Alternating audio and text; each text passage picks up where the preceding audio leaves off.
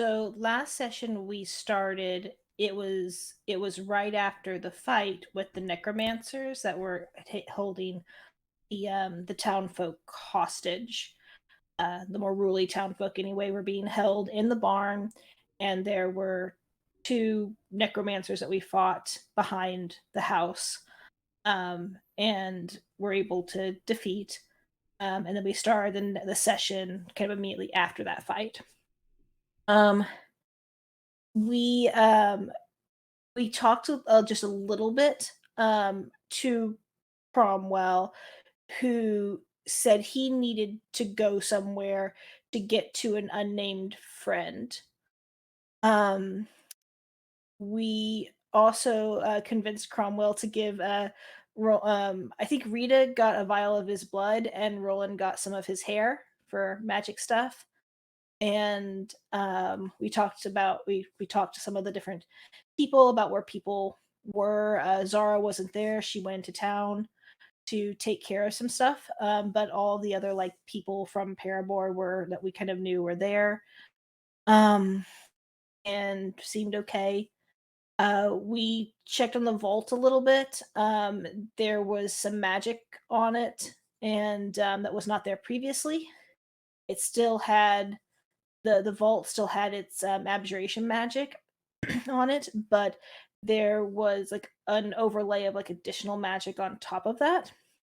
That I think we had to we'd kind of sussed out that it was like magic was set up to like break into the vault, and then like it would like explode and try to break in if we put like our blood on it. Um, and I think between Tarvik and Roland, we dispelled the magic. Um, let's see. New magic, Yes. sorry, yeah, it's just the new stuff. And I think that happened. I don't know if that happened all at once. I think some of it happened that day, and then some the next day. But the house was in disarray. We spent some time cleaning it up, and then there was some Rita used sending on a few things. Maybe someone else could take up from there. Yeah. So Rita she sent a couple of times to first to Governor, or no, it's Colonel Seagarden, um, and just to like let her know and see what's going on with the the war with Bernholder, if there's going to be a battle or not. It sounds like there is going to be, but it hasn't happened yet. And she didn't really have anything else to any leads for us. And then she also contacted Madrina from the Scarlet Sash a couple of times, and the Scarlet Sash is this sort of this band of were ravens that we met and sort of became kind of friends with. We think allies, maybe. We kind of we might have sullied the relationship, but they seem okay with us. We'll see. I know, but she sent to them a couple of times to like sort of compare notes. Rita has gotten pretty. I don't know. She started to believe that like blood magic is sort of at the the heart of this, and that it's going to be the blood of the four of us as the students of Elaria that's going to open up a path to retrieving the eye. And so she contacted Madrina to sort of talk about that. And over the course of a couple of different sendings, they agreed to, meet the Scarlet Sash in Bernholder in about a week's time, because they are in the Underdark right now and are coming back up. And the other thing that came out of that is that the Scarlet Sash are definitely going to get us a lily root from down there. Definitely. Yep. And I think that was the gist of the sendings. We made painted plans to meet up with them in Bullnolder in about a week. Yeah, exactly. I think the other thing that we were talking about doing was going to visit the heart tree and to try putting, the four of us putting our blood on the tree or in the roots of the tree or something, because that's the best idea that, not just the best idea, the only idea that Rita has about how to move forward. So I think that's kind of the immediate plan. And then in the interest of recouping as much of the last session as possible, Pick has put it into the idea into Rita's head that Cassandra may be a possible love interest that has caused her a great deal of stress. And then also she and Cassandra talked about Roland and about that possible romance. So Rita is she has since sort of the end of the last arc in Parabor, she has waned off of the really gone cold turkey on like chasing love and relationships, and now it's all sort of coming back, and she's here again, and it's like it's an ordeal. Rita. I think the only thing I would add is I think it was Galadriel. No, that's Lord of the Rings. Galana. Who am I thinking? Galana. Oh, yeah. Yep. Galana was giving me some weird looks when I was using magic on some of the townsfolk as I was healing them up. But we didn't get a chance to have a conversation with her about that. Galana, she did actually start to have a conversation with us though, and she wanted to like table it for later, but she was kind of mad that we came back. And she thinks that we put a lot of people in danger by coming back, and that they would have just been fine sort of hunkering down and dealing with the necromancers, but since we came back, we might have been able to help them further their goals if we had not won that fight. And I will say one small subtle correction I would make is maybe not weird, but lingering look at Tarvik. Yeah. Yes. Well, let's be clear. Every look at Tarvik is considered weird in his eyes. So.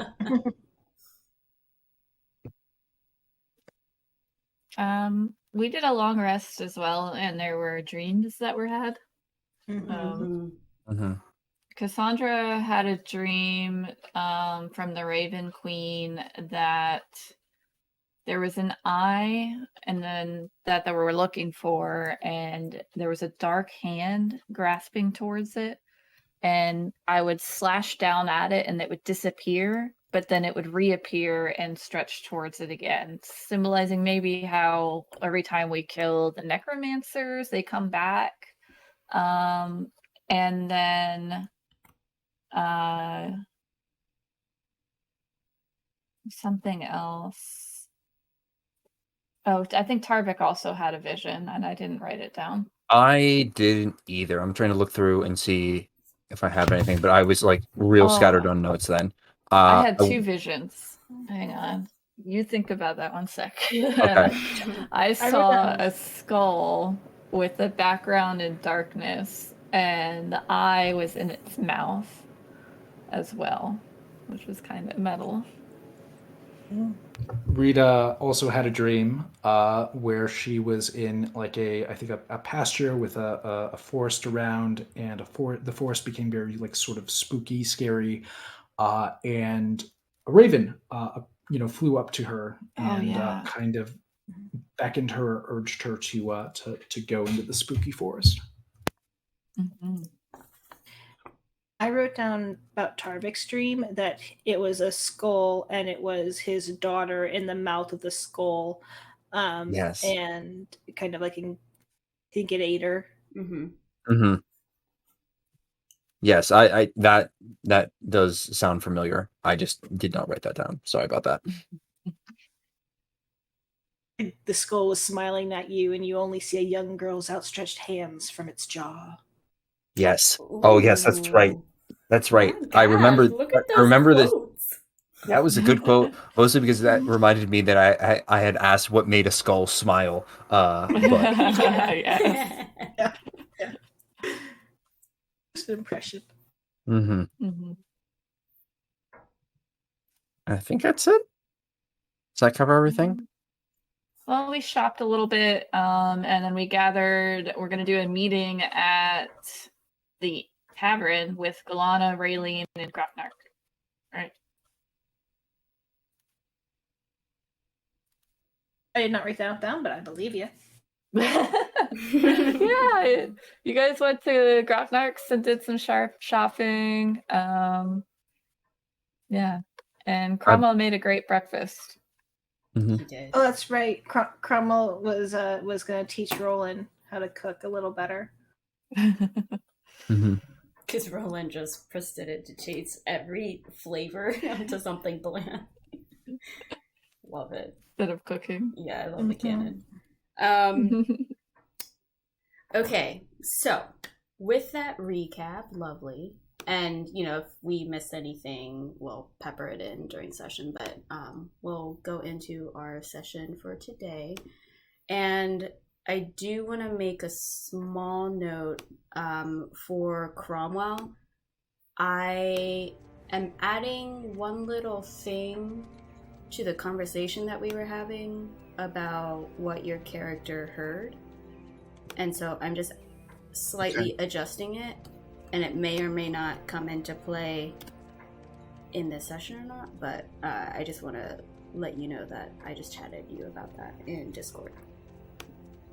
The only thing that was mentioned to the rest of the party was the thing about everyone being foolish and leaving it in there. I think that's the only thing when I was playing Cromwell that I told them. Other conversations happened amongst you guys, but I'll leave it to you how you want to disseminate the information that you have. So, we are in Elaria's house. You also discovered her name being Eris or Elaria. And so you all are sitting around, having just had some meal from Cromwell. Cromwell, I'll leave it to you what you cooked up, but I'm sure it was delicious as always. With Roland taking some pointers and some notes. As you guys sit amongst yourself after quite an interesting ordeal and after having recently reunited, what do you do?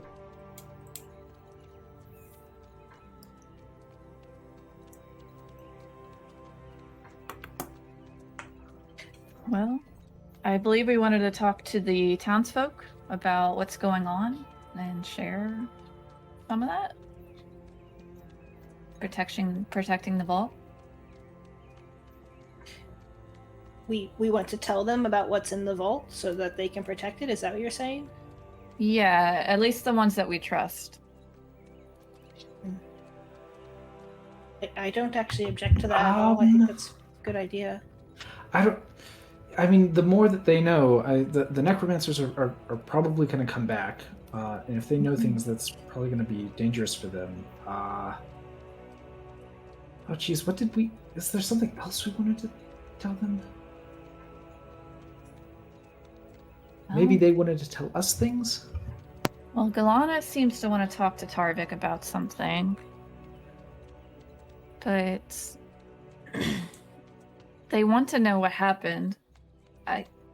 Should they leave town? What should they do? I don't know. I feel like it would be the right thing to tell them. Yeah, we probably should talk to them and just let them know that at the very least that the necromancers are probably going to come back.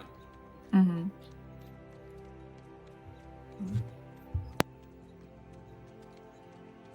What do you think, Tarvik, Cromwell? I think I don't think we should tell them too much. If they do come back and they know even a little bit more, they may not think that they know a lot, and that would end badly for them. But I think, I feel like we should at least tell maybe the town leaders about it. Tell Galana and some of the others, so they're aware. I definitely feel we need to be careful what we tell anyone. So, what are we know a lot. considering not telling them? The fact that there's a map down there? It's all that we know that's down there, right? It's just the map? Yeah, the map to something they want, which is the eye. I suppose we do know about that too. Hmm.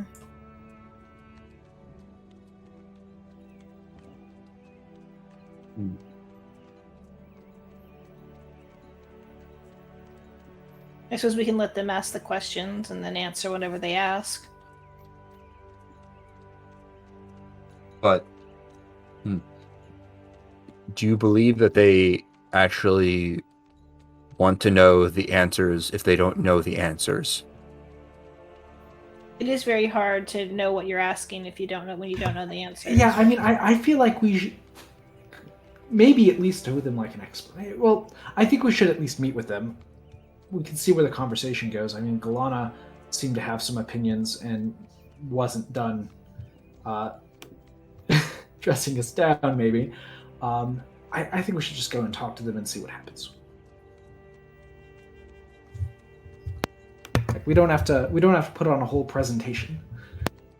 Okay. PowerPoint presentation. Mhm. This is what happened. Next slide, Yeah. please. So you've been attacked by necromancers. The present. No, yeah, I think we should go talk to them. Okay, are we doing that now, or do we want to wait till later? I feel like we have some rush. Do we have any rush? I mean, We've got to. I mean, there's maybe a battle that's going to happen between Duros and Bernolder, and we kind of need to get to Bernolder, right? Because Cromwell, I mean, do you I need feel to get like- the foot older? I feel like we need to recover the tile at least, and my sword. I'm sure, of course, yes. I would like to get back there as soon as I Cromwell, could. do you need to get to Bolnolder quickly? Did you? I heard you. I think we Did you should hear probably that? get. I can't hear. No. I can Uh-oh. hear him. I can hear him as well. Ooh, that's weird. Yeah. I'm going to disconnect and reconnect because that's Yeah. weird. Yep. Mhm. Otherwise, they'll just keep asking you over and over. Yeah. You need to get to Bolnolder quickly. I would like to get there as soon as possible. Oh, I can hear you now. That's That really was weird. strange. Mhm. Yeah. All right, so let's meet up with the townsfolk real quick before we abandon them, and then let them know the Yes. basics that it's still dangerous there, and that they should either leave town or I don't know, Where's order some Alcaeus? protection. You presume Yours with the other folks? Yeah, you presume he's with everyone else. So I say it again. Where is he? With everyone else. You don't know where everyone else is. They're in town somewhere. But He didn't sleep at our house on our couch or anything. No. I don't think so.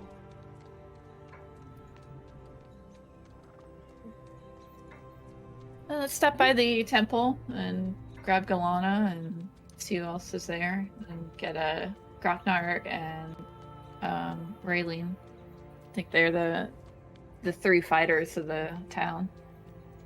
Mhm. Agreed. Alright, so you guys kind of go into town, see where everyone is, and just start rounding them up. And where do you go? Into the Rowdy Room? Yeah. Okay, fantastic. So I will change our maps here, and I will populate as we go. You've rounded up some people here. I think I put Galana there. Deggle, Alcaeus. I'll say Bofil is here as well.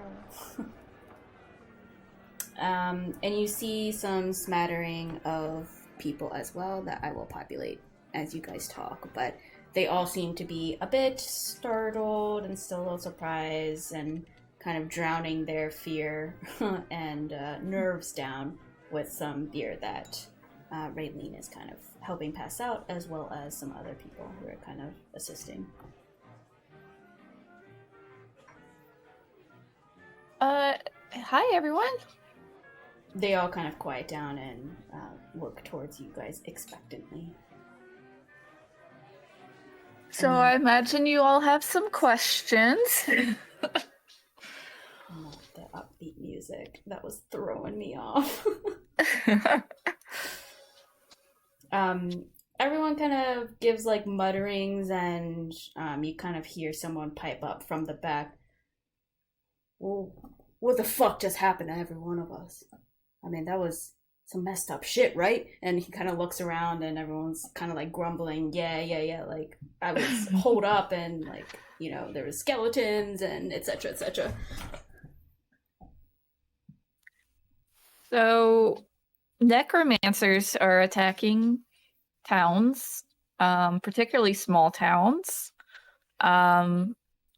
It seems to be safe where there is bigger security, like Duras, but smaller towns seem to be getting hit pretty hard.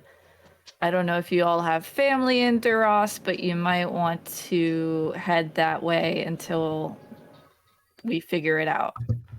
Colonel Seagarden knows what happened here, and she wants to send help, but they're a little preoccupied, a little stretched thin, and help may not come. The colonel abandoned us! You hear someone just randomly shout it, and then everyone starts to panic a little bit around, and you hear some growing concern, to put it like We killed them for now. It'll take some time for them to gather up their strength and attack again, so you do have time, but I don't know that it is safe unless you guys can get some reinforcements. Everyone kind of grumbles, and they have their side conversations and whatnot, and you kind of hear Yelsa step forward. Will you all be staying here? No. I look to everyone. No, probably not. We are going to go and try to help the situation elsewhere. You can see she just kind of nods a bit, but you can see there's some disappointment in her. Bill Phil just kind of chimes up, says, I got it, I'll protect all y'all. And Phil, stop it. You can't do shit. You can barely tie your own shoes. Everyone just ignores him. Is Grofner here and I just don't see him? Oh, yes, Weird business Grofnar here. would be here. Sorry, I didn't post it. Yep, imagine he's here. Boop. Now he's here. Who else am I missing? Was there something any of y'all wanted to tell us at any point? Who are you addressing? Oh, Ron should be here. Who are you saying The that room. to? The room. The room. Any of y'all? Was there a reason why we came back to the tavern to talk to you? You're the one who waltzed in here with a announcement voice. Someone says, like, right here, who's just like as confused as you are. And then you can hear just general mutterings of like confusion and just talking about events kind of happening around you guys.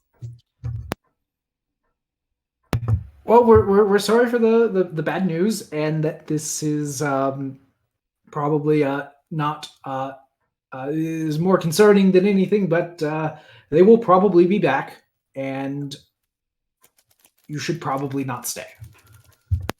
The roads are also highly dangerous, so leaving is also as risky as staying. Unless you stick together, and Yeah. it should be fine. There is a high level of panic now in the room. Everyone is everyone. I like elbow Tarvik, and then it hurts because I thought we were telling them. I thought we were telling them the whole truth. So I expected. I mean, we fought several of those zombie creatures. Zombies. There's zombies. It's been at least 3 days since we've seen one of those. Yes. Oh no, you're right. They probably are all dead because it's been 3 days. You are correct. Everything is fine. Definitely everything is fine. Tarvik, why don't you go talk with Galana? Okay. So while that's happening, Cromwell makes his way onto a chair and actually stands on top of it and whistles while everybody's making all this noise. He's like, listen!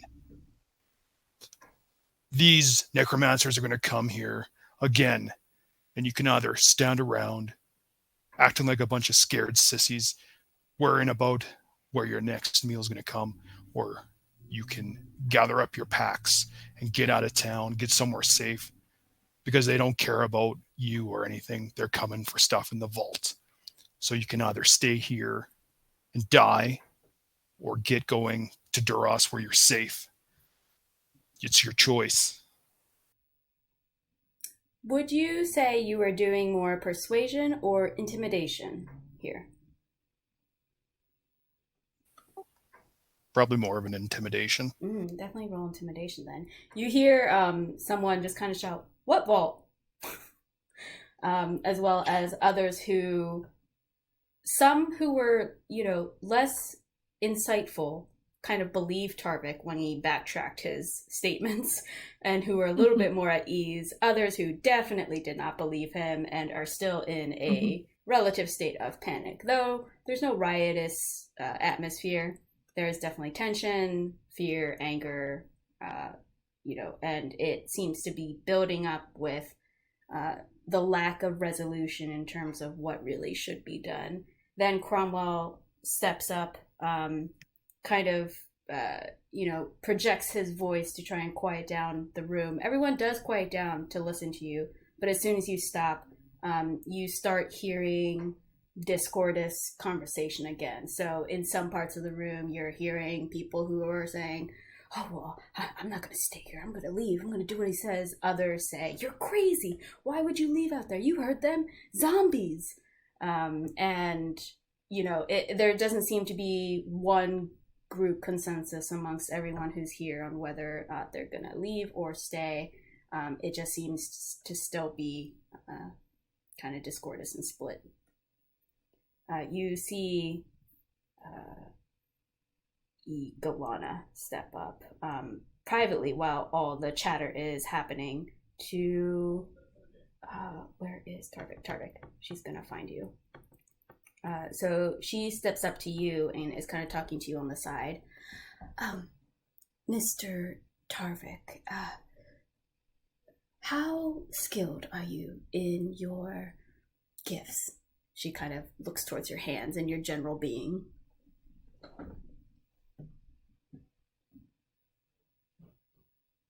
You're muted. Yeah, can't hear you. I didn't know that. Tarvik will just kind of look at her and just be, I guess, moderate, I suppose. I certainly have a fair understanding of magical medicines, though I imagine there are those who are better equipped than I. Is there a particular reason? Do you know perhaps of any protection, blessings that you can bestow upon the town or any of the folks here who may be staying? That's a great question. One I was actually kind of already looking up, and I think the answer is not yet. Let me real quick, because I know there is one. I just don't remember if I didn't put it on the list for some reason or not. Sure. While you're taking a look, as everyone in the room is kind of talking amongst themselves and kind of riling each other up or trying to calm someone down, the rest of you guys, what are you doing? Do you continue to kind of talk and try to be the presence in the room, or are you trying to reach out to each other to kind of touch base on what you want to do or anything? Oh, sorry, I was looking at my spells. That's not helpful. I would like to talk to Daggle and just see if his kids are okay. Yeah. Oh, thank you, Cassandra. Yeah, my kids are scared, but they were left untouched, thankfully, by the monsters that came here. That's good. They should stay away from the backyard for a while. I'll make a note to let them know about that. I'm sure they would appreciate seeing you if you, or before you leave, if you are leaving. They were really touched by your presence, and they've missed you a lot. They talk about you all constantly. Oh, that's awesome. Yeah, they're good kids. I'm glad they're all right. I hope you can find somewhere safe for this crazy world that we're in. I'm trying my best. I mean, this is almost too hard for them. After their mother, now this, I don't know how to explain it all. And you can see he kind of looks a little bit tired, just like an exhausted dad who's trying to deal with the situation. I'm doing the best I can. I have family in Anderilk. Lots of good halflings there. Maybe they could use a blacksmith. I'll think about that. If you do, check in with Arlock and Lilin Greenbottle and tell them I sent you. He kind of takes a mental note, and he steps in a little bit closer to you and kind of whispers this. Between you and me, is it better to stay or leave? And he looks at you. Yeah, okay. He kind of silently nods. And you can see.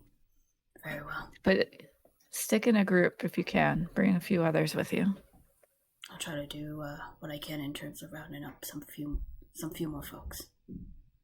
Good. He nods in acknowledgement as he kind of pulls away right. and. Good. Pat him on the shoulder. He goes and tries to talk to a few people to see maybe what they would be doing. All right, cool. We can jump back over to me for a second because I figured out the spell, and I go, I do have access to a spell that may be able to help a little bit.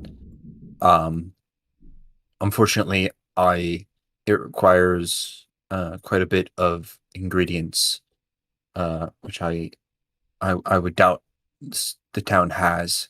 We need about $1,000 or 1,000 gold worth of herbs, oils, and other incenses that I can mix up. I'm afraid you may be correct in terms of the town not having much in terms of the stores. As you know, since we are a far settlement, we only get the resources and the goods when the travelers are able to come. And it's been a bit of time, and I suspect that the dangers that you speak of outside are some cause. Mm-hmm. Yes, we could possibly bring the supplies in, but with us going to Burnholder, and then needing to stay there for a little bit, we may be gone a bit too long for the town to feel protected here. I see. Well, I will do my best in terms of convincing as many people as I can to flee, for lack of better term, and mentioning that there's not much that we can do for them here. I just wanted to check. It's a fair call. Thank you, Mr. Tarvik. Mm-hmm. She nod. She kind of walk away. Yeah. You might notice this with your passive, but before you go to walk away, she pauses as if she was going to say something, and then you just walk away. I think if she pauses like she was going to say something, he would stop and be like, "Oh, was that? I'm sorry. I thought that was Well, you wanted to talk to me. Was there something else? You can see she looks a bit flustered. Oh, no, thank you. Thank you. Okay. Tarvik now walks away. Yeah.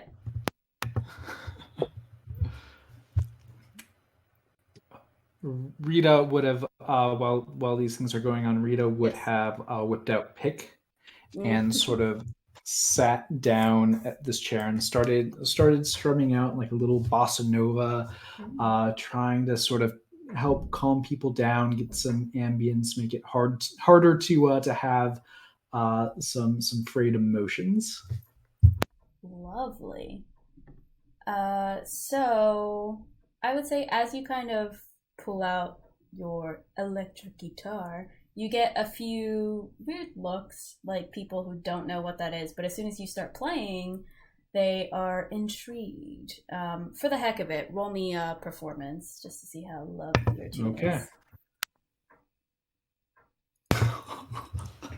Oh, damn. Wow. Holy shit. Has there been a check over 30 ever before? I don't think so. Oh my gosh. Oh my god. Alright.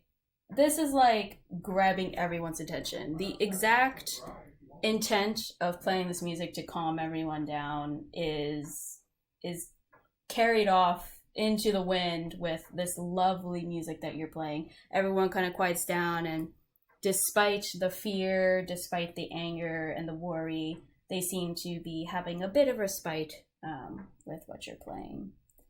And I'll play the tavern music again, if I can find it.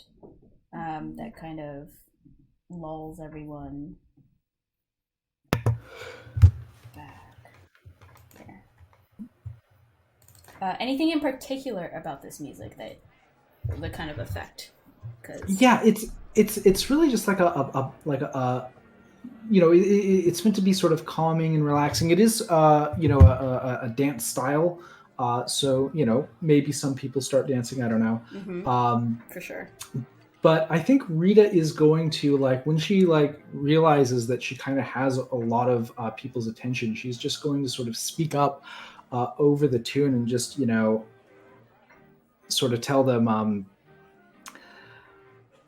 look, you've all have a choice to make, but you need a clear head when you make it. So stay or go you have to make the choice for yourself and live or die by it. Nice.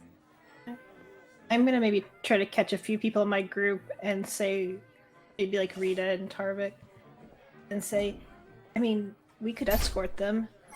We have to go through Duras to get to Bornolder anyways. Yeah, but we probably want to be doing some things. We want to go up to the Heart Tree. We want to. I think we want to go back to the Brantifax Manor on our way. Which, I mean, we could escort some people. We could escort them to Anderlark. Then we could go to the Heart Tree and tell them everyone pack and be ready by the time we get back, and then we could offer to take them to Anderlark. That's a good idea. We should get the other two and see what they think of that. Are they going to have enough supplies, or are we? I mean, I have a few extra supplies, but I don't think we can feed a village with it. I mean, Anderlark's a farming village, and so is here to some extent. Minor village, I guess, but... I mean, it takes a few days to get there. Oh. Yeah, Anderlark might not be ready for a bunch of refugees. Could you message them to see if they would be willing? We could, but I don't know. I think if we're going to take them under our wing, we probably need to get them all the way to Duras. Even Duras might not really be ready for that many people. Duras is big. Maybe.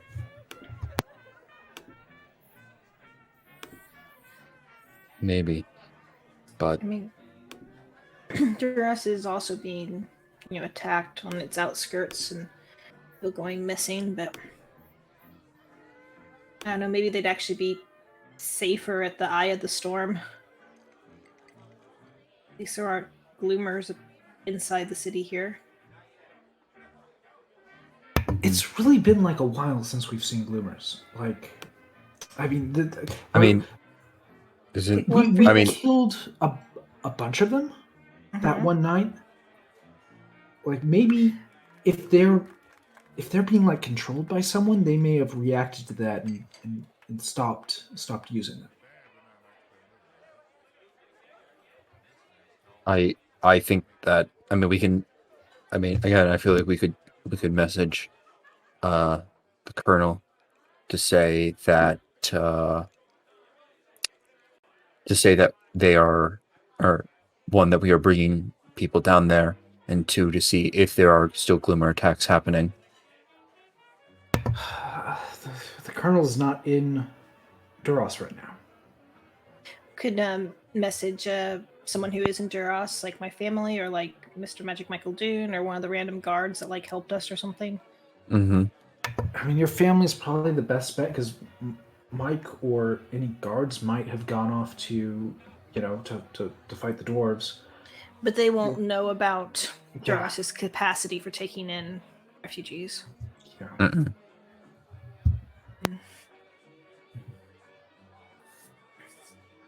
We should get the other two though and talk as a group. And Yeah, probably. Yes. I feel like we need a smaller group too, of just like just a few people from the town to. I feel like the majority of the people will do whatever Yelsa and Ron and Galana say. I feel like the rest will kind of follow suit. I mean, I will say Galana did discuss it with me briefly.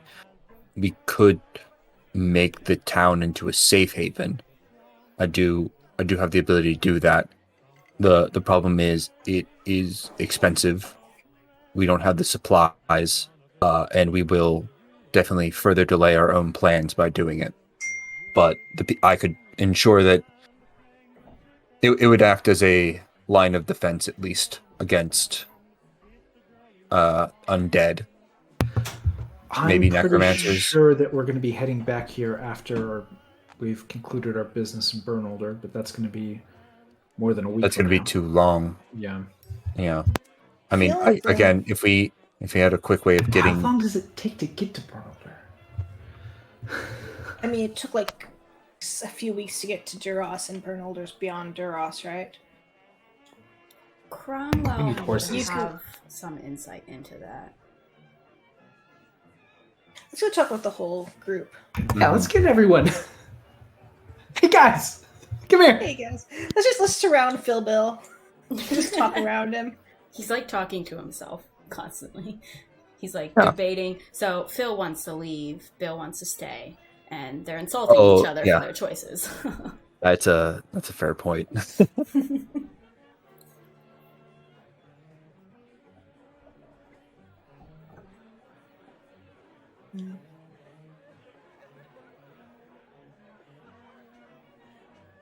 Okay, so Cromwell and Cassandra, I think we're discussing possibly some options for making either for making Parabor more safe, but that's expensive and time consuming, or possibly helping escort the people out. And how that might affect our plans. I think we should get the people out of here. Just to make sure we're all on the same page, anyone who is outside city, like the walls of a city, is in more danger from the attacks of like the Gloomers. But anyone who is specifically in Parabor is in danger because we know the Necromancer is coming back here. So getting Right. them just inside the walls of another city is the safest we can get the people. Without us spending about 1,000 gold in resources, and basically at a minimum traveling to Duras to get the supplies and then traveling back. And I'd also say that like I mean spells can be dispelled too.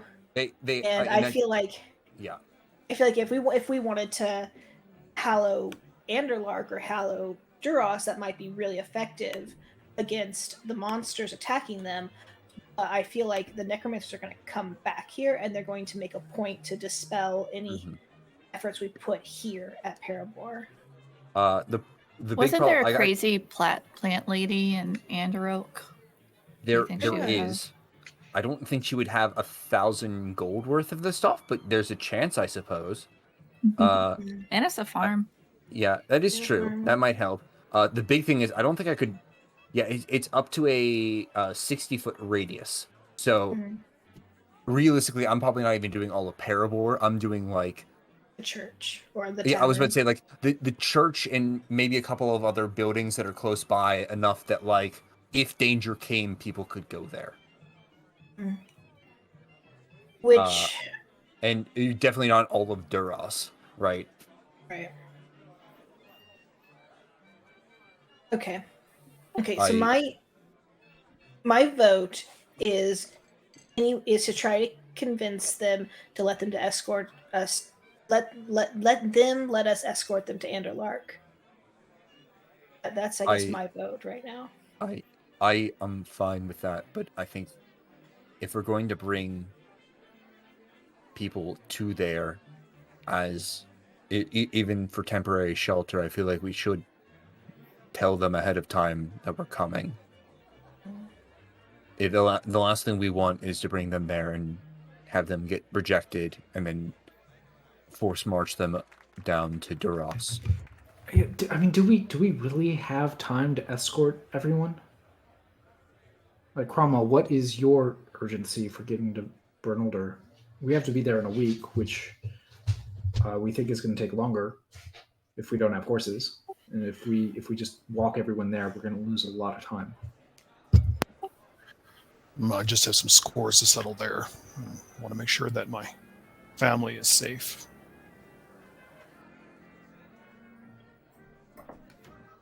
I mean, that it's not as urgent, but it's definitely important, I suppose. Well, you don't know what Hillhammer's capable of doing. Yeah, I mean, your family could be in danger. Rita, could you send to someone like Cromwell's family? I've never met any of Cromwell's family. Other than Cromwell. Yeah. Mentioned going to the Brantifax Manor. Is that too much time to do right now? Do we need to not do that and go to Bernalder instead? Well, I mean, that's only about a day off, of course, which isn't too bad. But I mean, moving with people is definitely going to take longer than the day that we're going to be going to that manor, dropping off the skull, and then coming back onto the main road. But I think if we can convince Raylene, Grocknarg, and who's the other good fighter, maybe like the fighters of the group to escort everyone, I think that would be fine. Because I don't think the Gloomers were bad enough that they couldn't take them out. The problem wasn't during the day, though. It was at night. So if we can convince them as well to maybe keep a very low profile at night, that might be enough as well. I mean, Parabor is a lot of miners, right? There's going to be like 100 miners and their families and farmers. It's going to be like a huge caravan, right? If any significant amount of them go. What if Rita messages Governess Seagarden, see if Duras can take in refugees? And then if that doesn't work, then we can message the Green Bottles to see if Anderilk can. But Anderilk is a much smaller town. Is there anywhere like nearby here that's abandoned that they could go to? I mean, does Alcaeus want to just have everyone come up to his cliff and hang out for a little bit? There's old Simon. Simon? Just have a bunch of people like just take up residence in his hedge mage.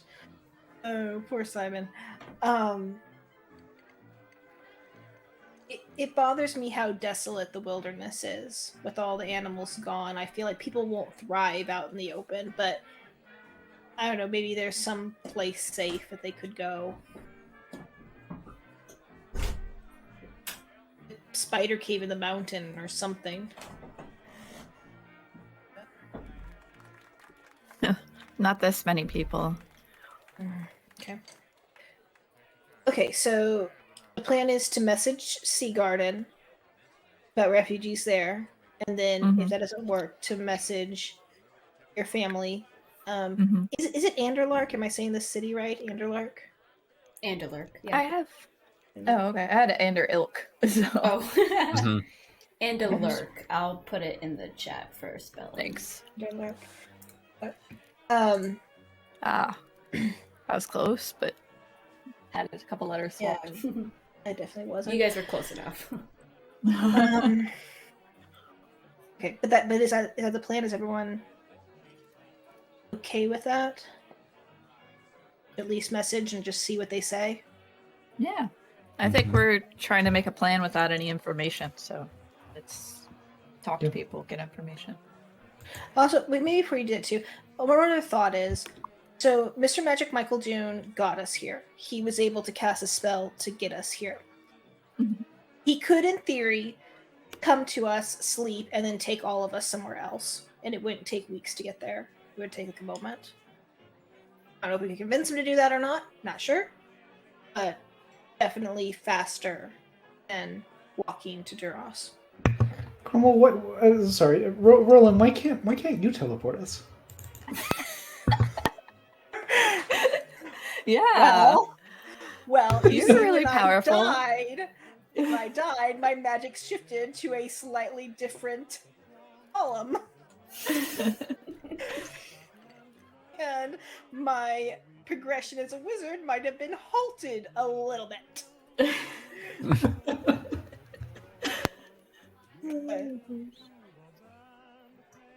Someday I'll be able to do it. Yeah. Just tricky. Also, and if I do it wrong, we could die, so I'm gonna get it right before I try. Remember how when Mr. Magic Michael Doom did it, and we did almost die, one of us? Yeah, that was definitely his fault.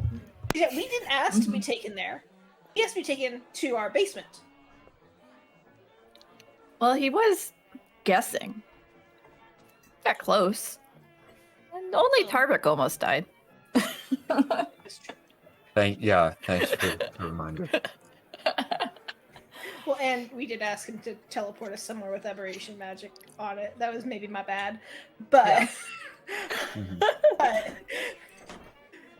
anyways, this is all beside the point. I just wanted to point out that is also a potential option for us to travel faster if we could convince him to do so. But we would have to send to him as well. How many messages can you do, Rita? Well, I can do 3 more today, and then I'm gonna be kind of spent on my really good magic.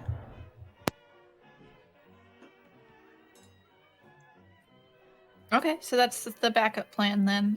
So first to Sea Garden, then the green bottles, then to Michael Dune. Okay. Okay. So to Sea Garden, I am saying. I'll say actually before you say anything to Sea Garden, let's go ahead and just. You guys are about to send a message to someone, I believe. Yep. Okay. Yeah. I'm gonna cast the spell, and I'm gonna send to Sea Garden, and I'm gonna say refugees from Parabor are going to leave before the necromancers return. We don't know how many. Can Duras accept them? Have the roads gotten safer? You hear in a kind of tense voice, perhaps as if she's stressed. Of course, Duras will take as many refugees as we can. However, it may not be safe here with the impending war. Roads aren't any safer.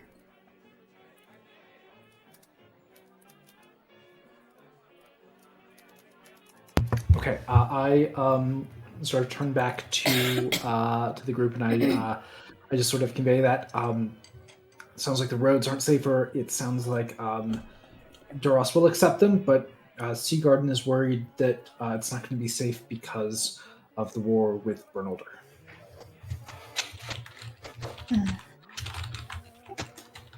Well, if we can get there, maybe we can stop this war and make things safe.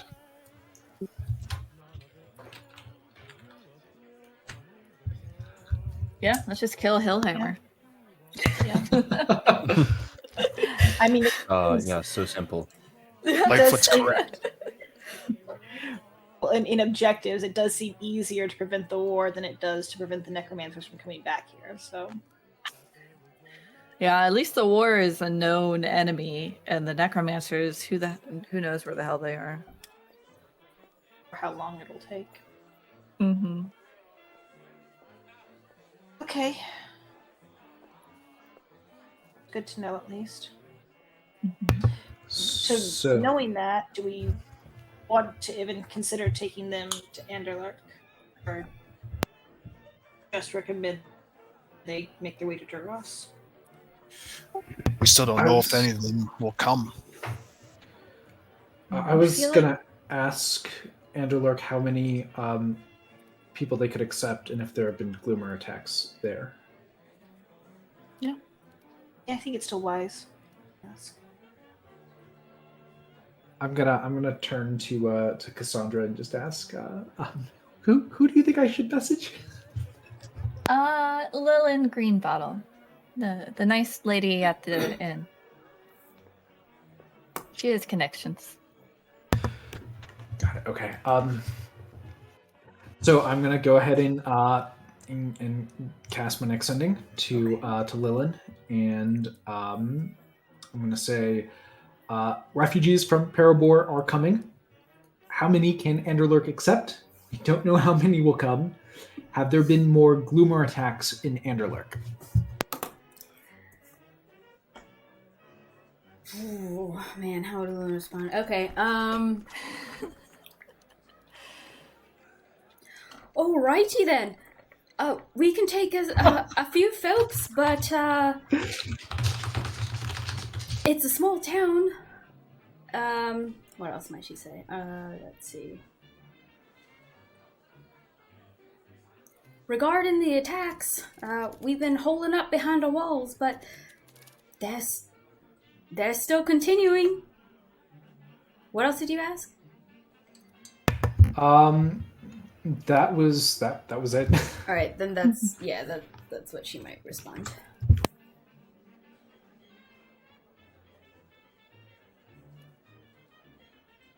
Okay, yeah. So the Gloomers are still attacking Anderlark. So I guess I was wrong about that.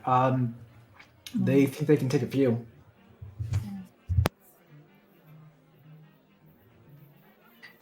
Anderlark's on the way to Duras. Wasn't it off the road? Or was I wrong about that? DM, I think I was familiar enough with the area. Do I know where all these places are relative to each other and how long the travel is? Mm-hmm. Yeah, so from here in Parabor to Anderlark, it's about 3-ish days just walking, and then it's about a full week to Parabor, and then you might even know a little bit. You might guess that from Duras to Bornolder as well is probably additional week. Cromwell, you would probably have that guesstimate as well. It's about a week if you're gonna just travel by foot. And was Anderlark on the path or was it off the path?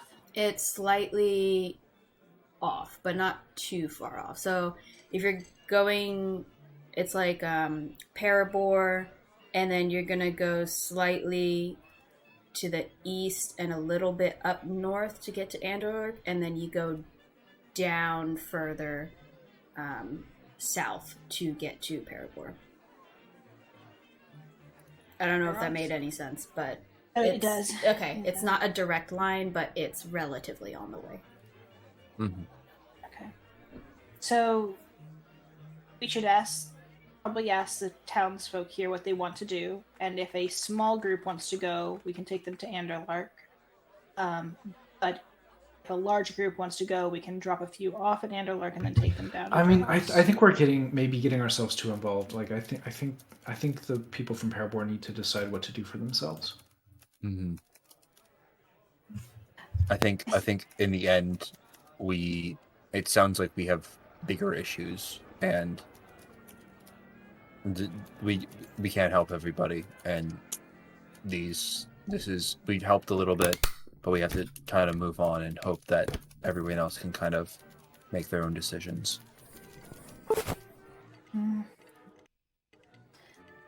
Well, the objection just to it takes up too much we time. we could tell them about the Restful Lily. Specifically send them to the Restful Lily. Yeah, why not? I can only fit like 12 people. Yeah, I was gonna say, so is your plan if we send 12 people with very little money down to a place that's further south? Well, than I mean, they're not the all safe going place to of make it, Duros? so, they'll be... Oh my They'll be able gosh. to- Okay.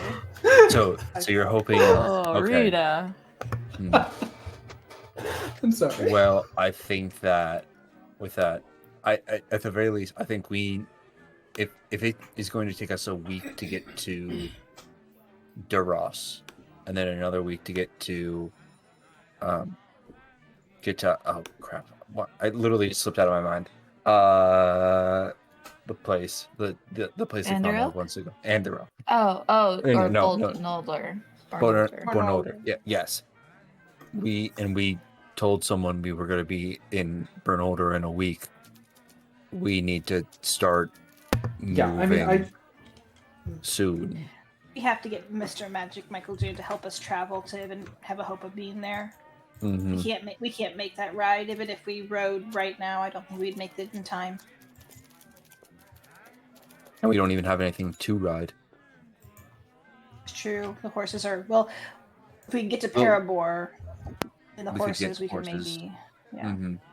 I mean, I guess we could walk to Anderlark and then borrow horses from them. I guess, but I don't know. Maybe. I think our best bet is just trying to get to Duras as quickly as we can. Unfortunately, without the people, and then trying to prevent whatever the war thing, helping Cromwell get his probably not revenge, but justice, let's say, and going on from there. Yeah, I think we need to, in Bernolder, help Cromwell out, recover our tile that we lost so that we can access the vault again, and confer with the Scarlet Sash. So, are we ready to go? Well, do you want to message Mr. Magic Michael Dune, or do you want to just start walking? I feel like it might make a difference on whether or not we do the tree and do some other things. Yeah, I can message him first. Okay, I'll cast something again. There they go. Mm-hmm. Hey, you're super awesome and handsome. Will you be in Duros? I'm sorry. When will you be in Duros? Would you be willing to teleport us to Bernolder? This is to Magic Michael Dune? Yeah. Michael Dune. All right. Eeyore. Yeah.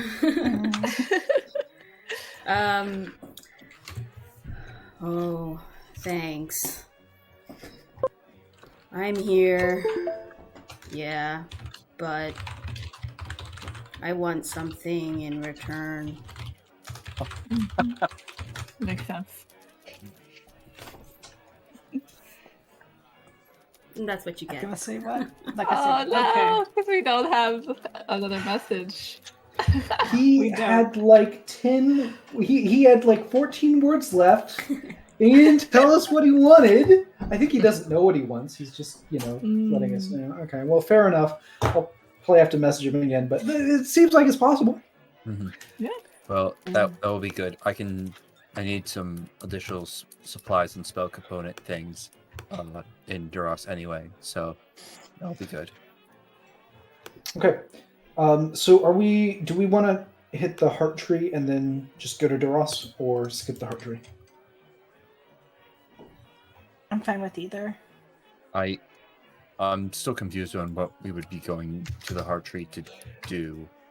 I mean, we would. That's what we learned in the vault, is that the vault, there was a map in the vault and it pointed us to the heart tree, and I just want to try dumping everyone's blood on it to see if that does anything. It seems like a weird idea when I say it that way, but it's the only thing that I can think of.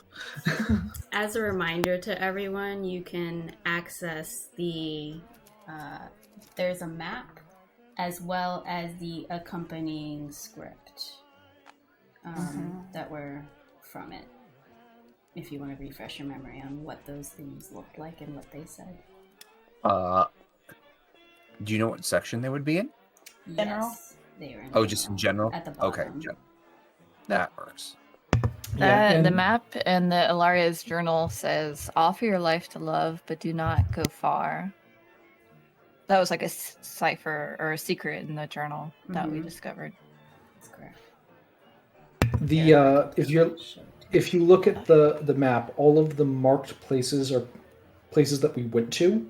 To collect the tiles, those were the locations of the tiles, and the heart, which is where the heart tree is. We did end up going there, but we never accomplished anything there. There weren't any tiles there, so it seems like there's something to do there, and we didn't figure out what. There were other tiles in addition to the ones marked, though. Simon's not on here. The frogs aren't either. It's true. Lydia isn't on here either. Well, yes, but she stole the one from the spider cave, right? Yeah, I think the Something like ones. Yeah. The missing ones, but that's fine.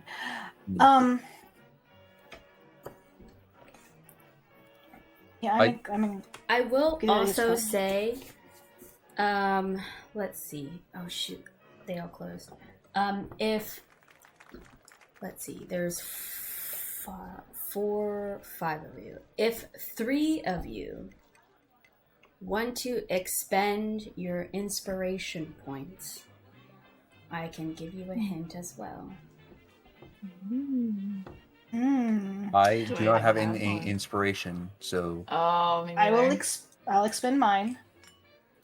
I do not have one.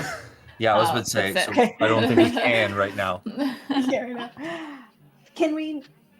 Can I make like an Arcana or Intelligence check to see like if I think that Rita's theory might make sense or Sure, go for it. be worth pursuing? Yeah. Go for it. Yeah.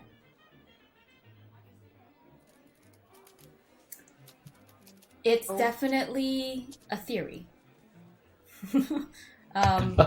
Whether it is correct or not, you have no idea.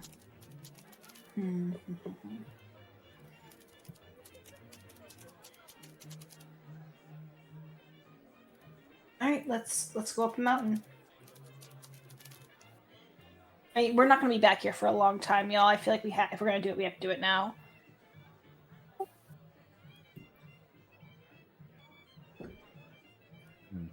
Okay. We can, but all right.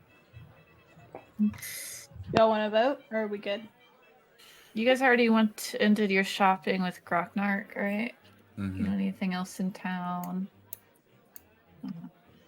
We should lock up the house. Trap it. Yeah.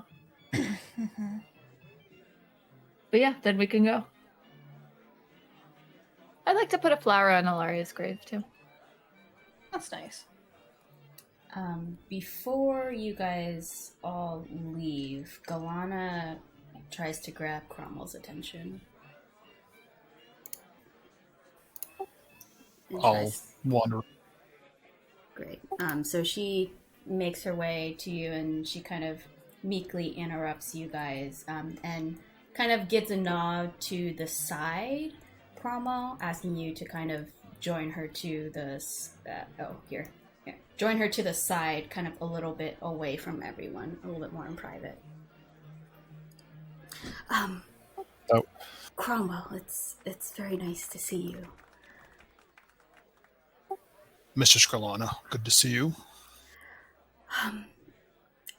I didn't get a chance to say anything to you back in Elaria's house when I was called upon by them, but I hope they didn't do any severe damage to you. And she kind of looks you over.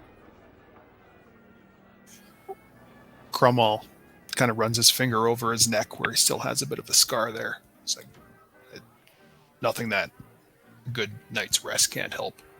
She instinctively kind of follows your hand and pushes her hand kind of alongside your skin, and you can feel some slight warmth kind of radiating. It doesn't give you any hit points, but you've felt this type of magic before, a type of healing magic, and she's just trying to remove any pain or any lingering effects of it. And you feel like the scar of it has gotten a bit softer, and you can tell that, she was attempting to heal you a bit.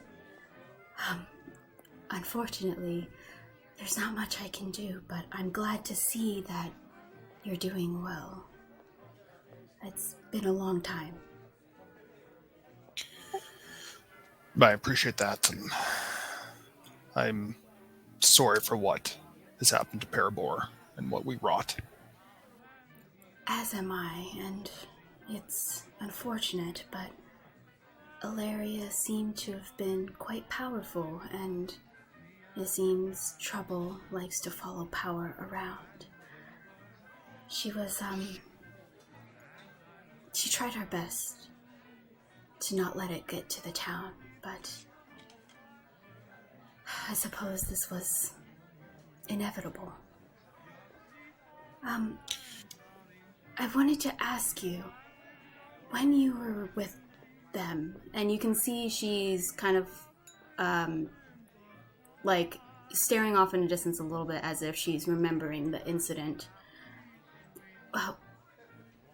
Did they say anything to you about what they were after? Is there any more information that you can provide to me? Can I insight check her to see? Yeah, absolutely.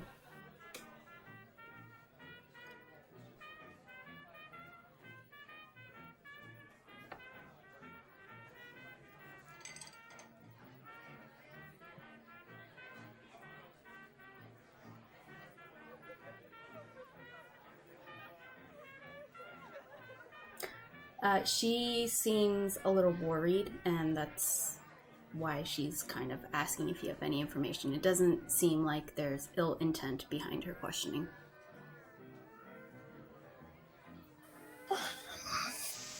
I remember bits and pieces of conversation. I can't really make it all make sense. I know they wanted inside Elaria's vault. And I know that they have plans all throughout the land. And I don't think Parabor is safe. And I think if you can, you need to get the townsfolk out of here and away. Yes, I agree.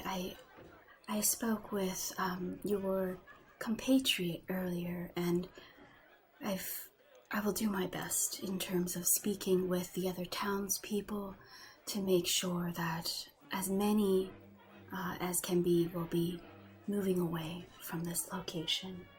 However, I'm not sure if this will provide much information or light to the situation, and I'm not sure if you were already privy of this when they were questioning me, but they were asking me if if I knew how to do anything in terms of resurrection of her, and asking me where she was buried, and if I knew anything further about what was happening in this town as I was the priestess. And many come to me about different varying issues. I let them know that I wasn't aware of anything, but I just wanted to let you know. I know that all of you have been her students and care very deeply about her, and I just want to make sure that you have all the information. They wanted to resurrect Elaria? I'm not sure. They simply asked me if I knew how to do it.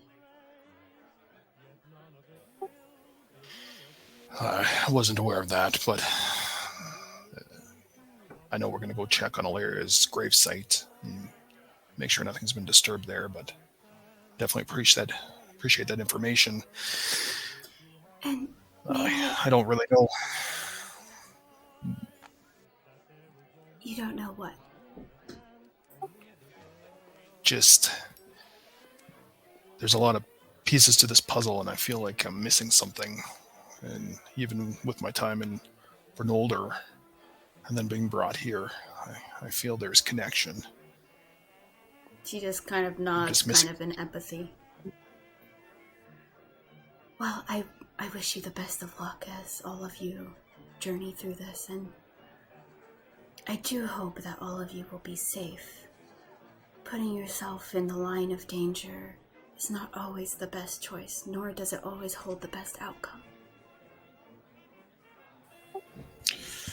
Cromwell digs his arm and just kind of squeezes her shoulder and just says a blessing in Dwarvish of the life god or whatever sun god that she worships. Yep. Whatever god. Yeah. She kind of nods in appreciation as she kind of lets you go. Thank you for speaking with me. He nods. You be safe.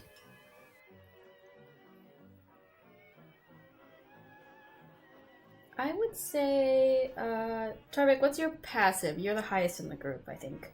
Oh boy, I think it's 18. It is 18. You would have picked up that conversation being so close, despite Galana kind of pushing Cromwell to the side. Yeah, you're passive and you were close enough. You would have heard that. Okay. I don't think I'll mention anything, but I'll keep that in mind. While they were conversing, what was everyone else doing?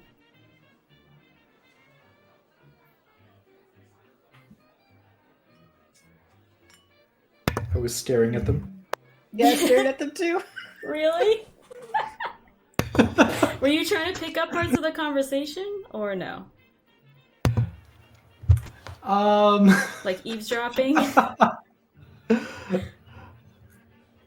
No, I just like looked at the talk.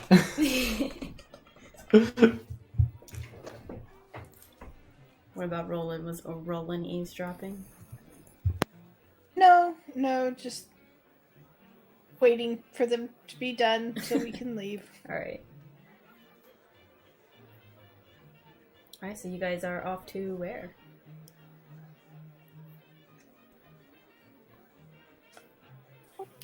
To the tree? A tree. I think so, yeah. Okay. As you guys make your way through the town, you notice that there's some people kind of milling about in front of homes or businesses, just kind of talking amongst themselves. You hear snippets of conversations talking about whether to stay or leave, talking about what everyone was put through, the grief, the fear, etc. You see that it is pervasive throughout the town. It is a hot topic of conversation. Everyone is still kind of decompressing and discussing what their next moves might be. As you move out of town, though you follow a similar path as you have before to go to the tree, you notice again the desolation. It seems there's no wildlife. There doesn't appear to be any movement, any natural things. It just seems to be a landscape. And a bit disconcerting. However, the atmosphere of like that oppression that you felt a little bit before in the town is slightly lessened, with now people in the streets and some discussion in life instead of death. Let's see. I'm going to try and find the tree page.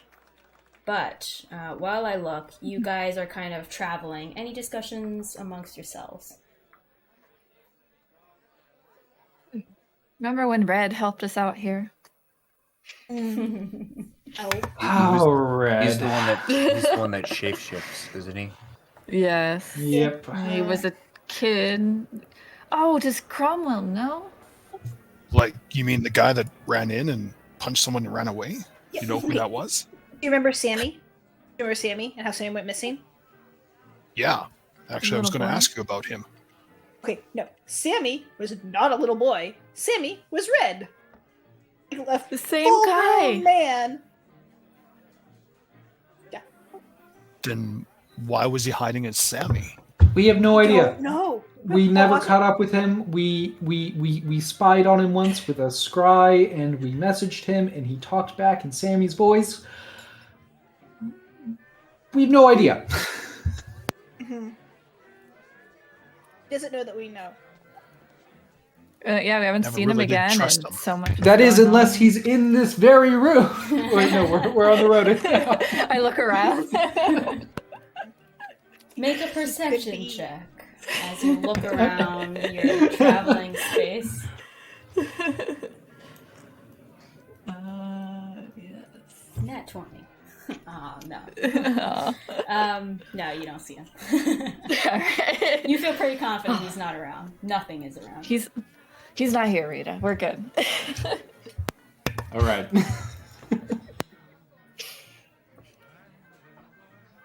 But yeah, isn't that wild, Cromwell? Sammy, I the never did whole trust him. time was a full-grown man, or is Sammy his true form and he pretends to be Red? I don't know. Yeah, is he just a boy that can transform into a man, or the other way around? Mm-hmm. He could be We'll neither. never know. I don't know. We gotta track him down someday when there's not a war and necromancers attacking everyone. Oh, our life is crazy. Mhm. Yeah, at some Hey, look, point, a tree. yeah, at some point you guys kind of make your way up and end up finding yourselves at Point Peak. Mm-hmm.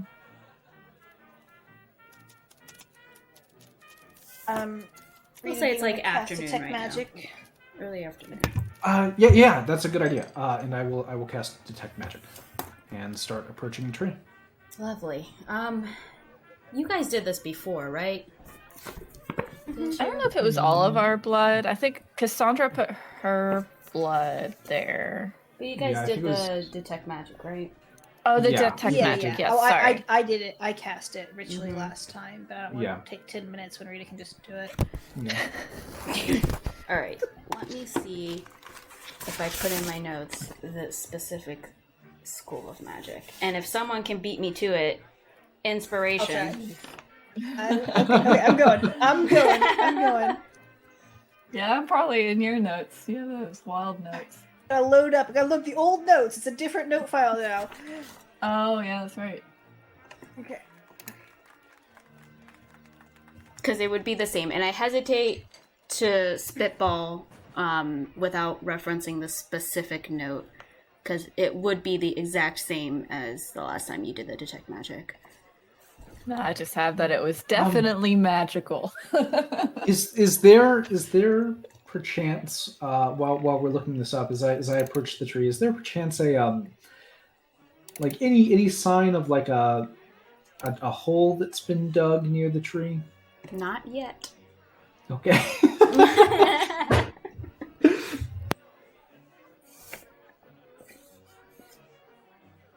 But yes, I know what you're referencing. Oh, Yep. yes. Yep. The the trick that you. Yep. Oh, that's a callback. Good notes, Rita. Keeping I track wasn't of paying that. good attention to that, she but I would- did find She would definitely where I keep track of detected that. Mhm. I found where I just detected magic last time on the tree. Yeah. There was no school of magic. It was very pure and concentrated There you magical go. energy. Thank you. Ah. Inspiration. I can't get double inspiration. I grant you this time you can. I have You double have inspiration. double inspiration. Yay. I'll have to use it soon. So, cause I mean, don't if- remember. If Let's Cassandra put it has in a your point notes. of inspiration, we can get our hint. I don't. Oh, okay. No. Sorry. Fair enough. Okay. Well, I think we should just try to put our. I don't know if we put our blood on the trunk or just spill it over the roots. But that's what I think we should try. What was Okay. the phrase again? What was the phrase from the journal? Give your life to love, but don't go far. Or offer your life to love, but do not go far. Offer your life for love. So that does make Sounds sense. like pour blood on blood the on it, tree, right? Yeah. I'm gonna do it, and I pull out my sword and I like cut myself and I rub it on the tree. Okay. I- Rita just goes for it. You see her just slice her arm open and just rub it all over. I will will, do like the finger same. painting. Yep. I will do the same, and I'll lay on hands everyone's little boo boos. Yeah, not Yeah, necessary. cut the hand open. Yeah. Mm-hmm. Unless someone's like really like just gashing without any cause of like no, you wouldn't need your lay on Okay. hands. But appreciated, Okay. I'm sure, by everyone. So as everyone starts finger painting with their blood, you all kind of smear and what are you all looking at as this happens? Are you looking at the tree? Are you looking at the ground, the sky? Where are you focusing your perception? I think I'm looking at the magic that I'm still detecting. Mm-hmm. So Okay, like the tree. great. Looking up in the leaves. Mm-hmm. There's supposed to be an eye? I don't know. I'll look around the roots. Looking All at right. the blood on the trunk. Everyone roll a perception check. Tarvik, what are you doing in the back? Oh, I don't Yeah. think I put blood on the tree unless they're asking me to, because I think that it's just them. I'm gonna, the best I can, kind of circle around while they're putting that on and look at the there was like carved names on the tree, right? There are. Oh, There's yeah. symbols. So there's Z plus R, A plus T, and P plus K plus C plus R. Yes. Was that it, or I thought like everyone, like all the past students had them on there, right? That's a Or maybe it was- conversation in game amongst you guys. What did you say? Was this the tree that had like everyone's like was the No, there's a notebook that has every like prior student's okay? name on I it. thought yes. the tree also had everybody's Ilaria's journal. initials, but I could be We wrong. put our own initials on it. And we need to add a T to one of them. Yeah, we Yeah. definitely need to do that. But for the time being, I would just kind of, I guess I'll look at the carved symbols and see if there are any other carvings that I could see appear. Yeah, you also make a perception check for me. Mm-hmm. All right, so Cromwell, as you're taking a look at the leaves, they kind of look like normal leaves. Nothing really that you can tell. You kind of like start to lose focus a bit, and you actually are staring at Cassandra now because you were focusing too hard that your vision just kind of like unfocused a bit, and you're trying to refocus again, but you're just not really seeing much. Roland, as you take a look, you're noticing that the blood is kind of dripping down. Oh wait, what were you focusing on? Someone said bark. Blood. Yeah. The Blood on the tree. Yeah, so you notice the blood trickling down, but nothing appears to be happening. It just seems to be going down at a, you guess, normal pace, if there were such a thing as a pace for blood dripping. Cassandra, you're not really seeing much either. Yeah. Yeah. Fair. Tarvik, as you kind of take a look, though you normally are quite perceptive and you normally see things and pick up things and others do not, you're finding a hard time really seeing anything other than just a tree in the ground. And for Rita, I would say it's not like anything changes with the magic, but you feel like you see... how do I put this? The magic...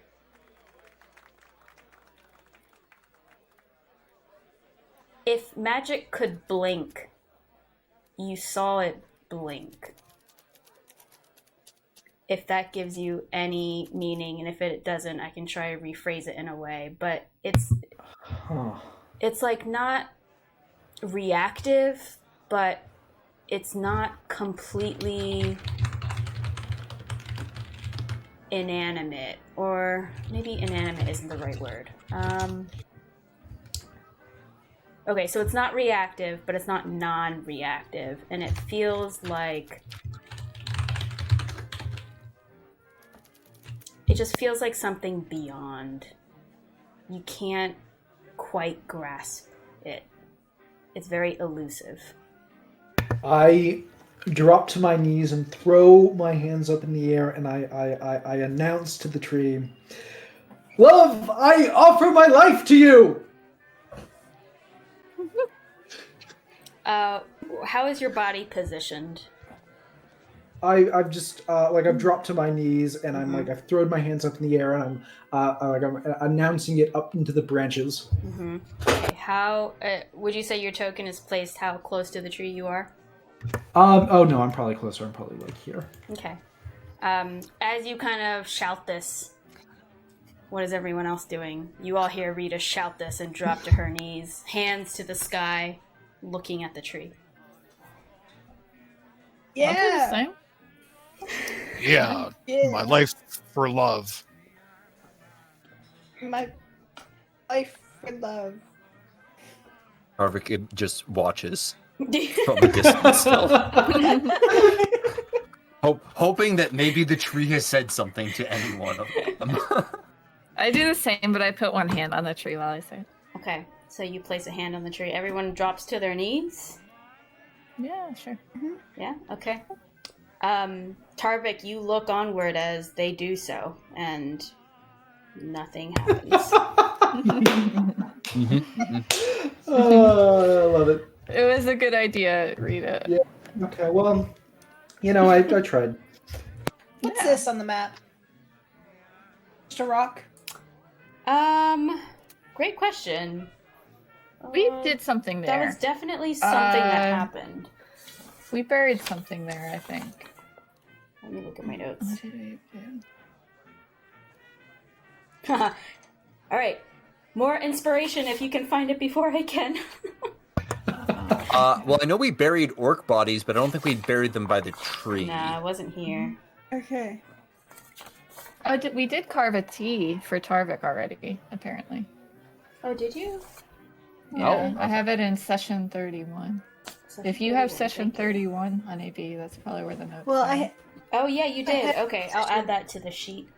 For a reason, I have it mislabeled as session 30, but that's fine. I think I knew I was off by a number though. We didn't bury it that time though. If we did, I didn't. Oh, it was earlier. I go to the first session where we went to the tree. Gotcha. That's where I don't have as good notes. Well, maybe I do. Let me pull up. I also have old notes, so let me see if I can find those. Tree was warm. You carved the initials. You didn't write it down. Ugh, that's frustrating. Mm-hmm. Alright, so I'm looking in my paper notes, but I don't see it, so I'll need to look at my digital notes.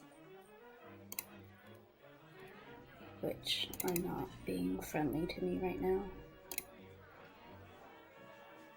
I don't think from what I recall, I don't remember being it tied to the magic or the tree in a way. I think it was something else. But I will look further into it and see if I can figure out specifically. I did write down, though, apparently on our second trip, we did carve a T for Tarvik onto the tree. See? Yeah. So it's already there. So Tarvik, when you were looking, you saw your little T.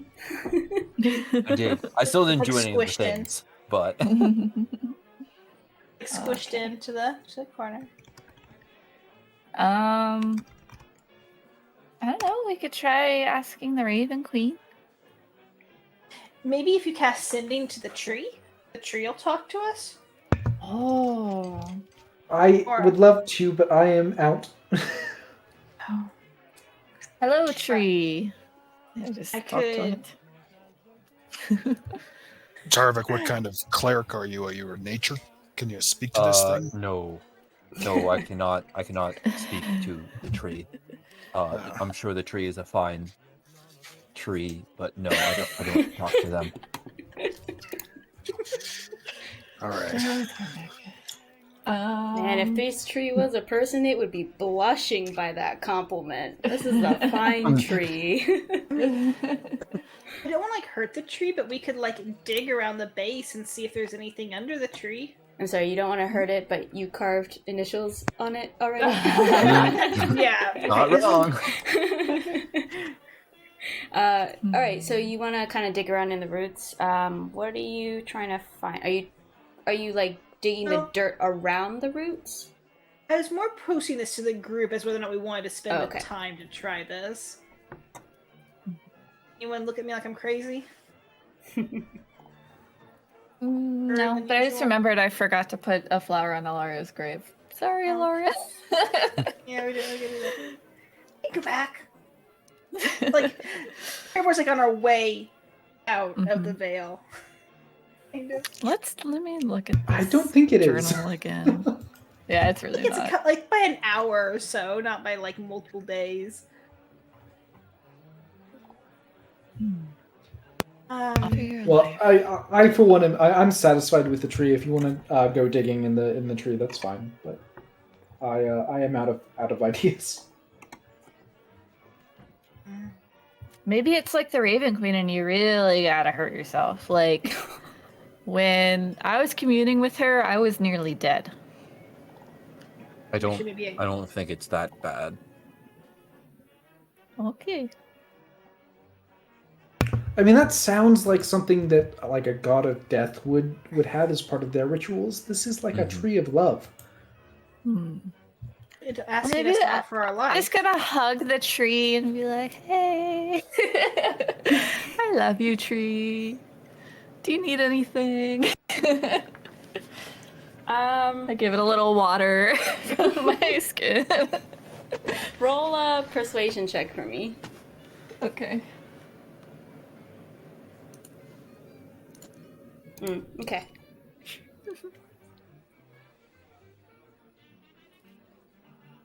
Can I? Oh gosh, can I try to maybe do that too and just be like, "These trees speak to us. Tell us your purpose. Give us a hint. Anything, tree. Please, tree." DM, is there any animals, any birds, or small, squirrels or anything around here? Nothing Is it around quiet? here. It's very quiet. Same thing. Yeah.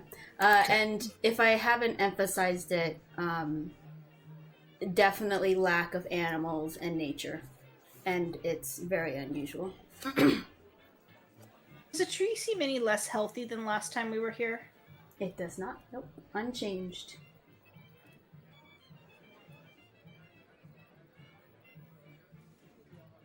I'll say, Roland, with your begging, go ahead and make a persuasion. I'd like to use my inspo, please. Sure thing. Nice. Now you don't have to track it. Yeah. Oh, that's worth it right there. Oh. That is unfortunately, for either of you, no new things. I can probably try something. Please.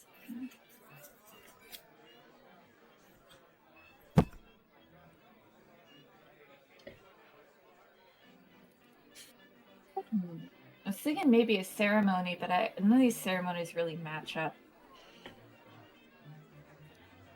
I could do a wedding ceremony. That's love. We could Any do of y'all that. want to get married? But doesn't someone actually have to get married? Yeah, it does sound that way. I am not Carmel making eye nervously contact. side eyes you all are at Rita. Rita's like eyes go wide, and then she just like turns away, flushing. I will say, I guess And technically, there's still the. Sorry, I was gonna go say that ahead. there's still the compound pitch eyes. Oh yes, nice. that's right. What was that, Tarvik? I'm trying to find the one for a wedding. Here it is. Oh dang it! It does specify humanoid, so you can't marry the tree. Yeah. Smart thinking. Mm-hmm. Okay. Well, if we can't figure out this tree, then it's probably safe from anybody that comes up here.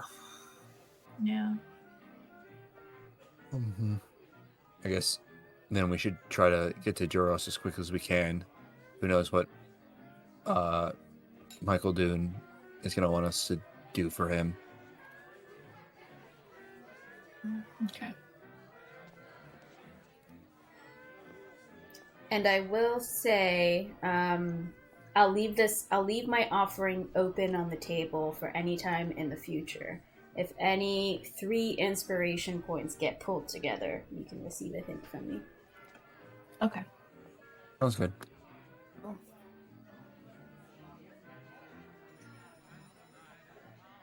Let's head back down. All right, so you guys all decide to head down? Yes? Yep. Okay. Just for the heck of it, as you guys are navigating downwards, and hopefully we don't have the same repeat performance as before, but as you kind of make your way down, it is kind of difficult terrain as you guys are trying to navigate. So I would like everyone to make acrobatics checks, please, as you try to keep afoot and not fall down. Oof. I rolled low. Yeah, I was about to say, I don't know about that, but... All right, okay, so then. we have success, failure, success. So you all are fine. As you guys make your way down, Roland, you kind of get afoot very slightly, and you're kind of teetering on the edge, but one of your group decides to pull you back in. Rita like grabs your hand like for a second and is just holding your hand for a second, and then like let's go and like runs away. Nice Thank you. Thank you. Yeah, you're welcome. Don't die. And so warm. Aww. Yeah, it's so cute. So cute. All right, so as you guys make your way down, I can speed through, but unless you guys have any conversation that you want to do, any RP, we can get back to town. It's up to you. Does Rita have or Roland, do you have a magic hand that could put a flower on Elaria's grave? I have a magic hand that can't go more than 30 feet of me. Do I have like unseen servant or something? Let me see if this one will work. Okay. If we find someone, I might be able to convince them to go do it for us. Maybe just to ask the group, did we ever check on the grave while you were here? Or is this, we've never seen the grave since you've been back? Ooh. I think we saw it. I haven't. No, yeah, we haven't checked. Do you think they would have done something to it? I think we should actually go check it out ourselves. Okay. It's only like an extra 2 hours. I feel like we can go make that real quick. All right. Mhm. I'm trying to get more strong anyway, so this workout's great.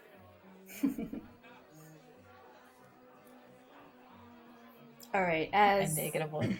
as the conversation dies down and you all make your way back towards town, where do you go first? You don't have I to guess move your lock the tokens. house since we're here, right? So I guess we'll check the house is locked first. All right, so you come in from this side entrance. The skellies are no longer there, so ignore any skellies you see. You guys lock the house. Everything seems secure. Do you trap it? Yeah. Get the bottle of wine. Good old wine bucket trap. Yeah. Hey, at least it'll stain them. It's like those tags on clothing. Yeah. Mm-hmm. The ink. Yeah. All right. Yeah. So we'll say you guys trap it. No roll necessary. Okay. I think by now you guys have mastered the art of setting up the wine bucket. You guys feel that your house is now locked and trapped and secured. Okay.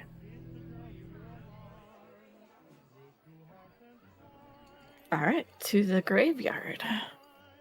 All right. So again, you guys don't have to move your tokens, but you make your way through the middle of town, past the Holy Beacon, past the Town Master's Hall, off to the small graveyard of this town.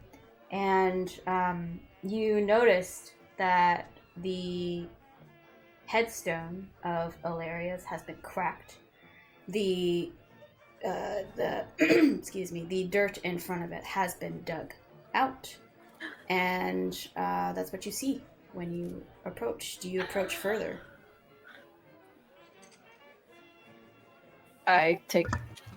Yeah, go right. Yeah, to I it. run. Up to it, yeah. I get my detect magic up, and yeah, we head over.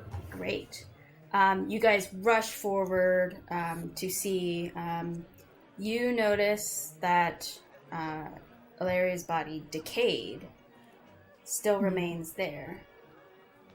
However, you notice that it's been disheveled and almost as if someone was like shaking her body or something, but it's definitely been tampered with.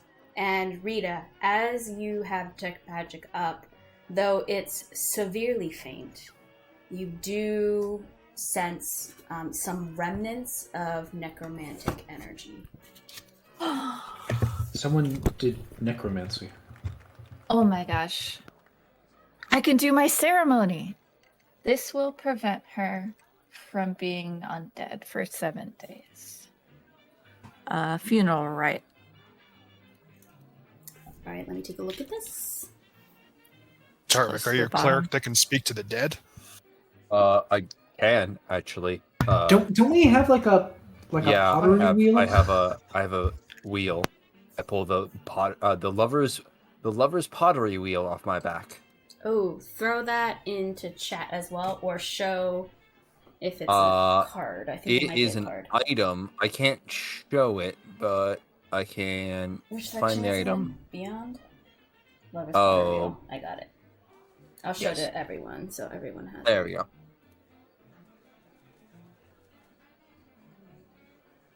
Oh, cool.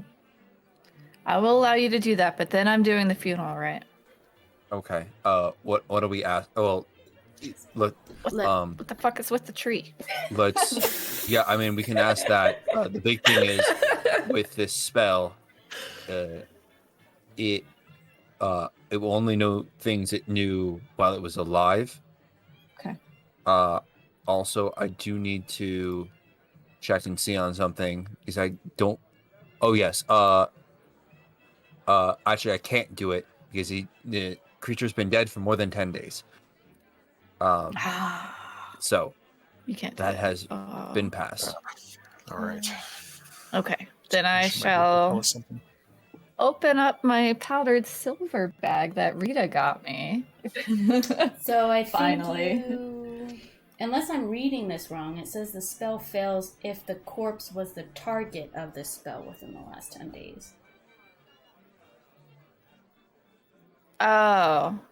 So Speak with dead. yeah. is You what can't I'm do it saying. more than once every 10 days. Oh, okay. Then maybe I just read that wrong. I thought Yeah, it was alive, but if that is the case, then I'll speak. Yes. What I questions agree do we with have then? DM. What What is the meaning of the riddle? The offer your life to love, but don't go far. Does it have to be yes or no, or? Let's see. Here, I'll post it in chat so everyone can see it. brief, cryptic, or repetitive? Not We necessarily also need to yes see or no. why. Up to 5 questions. I mean, we might find out that this fails if they use necromancy on it. Like they could have done the same Oh, thing. they may have already used this spell. Yeah. Mhm. That's true. what you're If saying. they've already messed with her body. This is And then awful. DM, if she was kind of out of the grave, I'd like to rebury her. Absolutely. She wasn't necessarily out of the grave, but you could tell her body was jostled and, just messed with. But you can kind of reposition her body, put the bones and like the ligaments that have been decaying kind of back in the proper spot because it looks a little helter-skelter right now. And you can rebury the dirt that was dug up, as well as the wooden casket that was pried Wait off. until I do my I'll be like, spell because I got to Roland, touch her. do you have mending? Can you fix her tombstone? I do not I take can mending. I do. I can do that. Good. I'm glad, Tarvik, you got something. That's good. Oh, Thanks, Tarvin. Yeah, also I would have said like Cromwell, you did actually no, you would have been unconscious for that. So no, you haven't seen Tarvik actually in combat. So never mind. We'll leave that for a surprise for later. I'm just finishing reading the ceremony, so give me a second as you all kind of discuss options and think of things.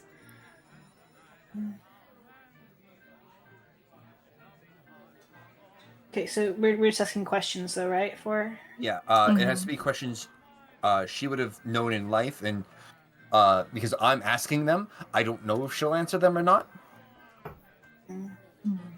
that is It is fair, also okay. through an item, so in theory I could just give the item over to somebody else. So I don't think it requires attunement. It does not say. Nope. Okay, then if that is the case, then yeah, I could just hand that. It might be better off if someone she actually knows asks the question. Rita's good at talking to people, Oh, forming sendings. yeah, I can. Oh boy. Well, you're really good at forming the short messages. Yeah. and Is you there could are do there the rules about how questions. we are there rules about the kinds of questions we can ask? I don't think there is. I think the only rule is that she can answer however she would in life, which would include like not giving us any answer at all if she wants. Okay. So and how many can we ask? Do we have 5. Up to 5. Okay. So we want to ask about what what is meant by what does the give your life to love but don't go too far, what does that mean? Yes. I feel like what does that mean might be too long. I don't know. She can give a hint, I guess. But Just answer. What's the answer to the riddle? Yeah. I mean, it might be like too long of an answer for her to give. Like she can't explain anything. It's gonna be she'll give like short answers. That doesn't say that, right? It says answers are usually brief, cryptic, or repetitive. Oh, okay.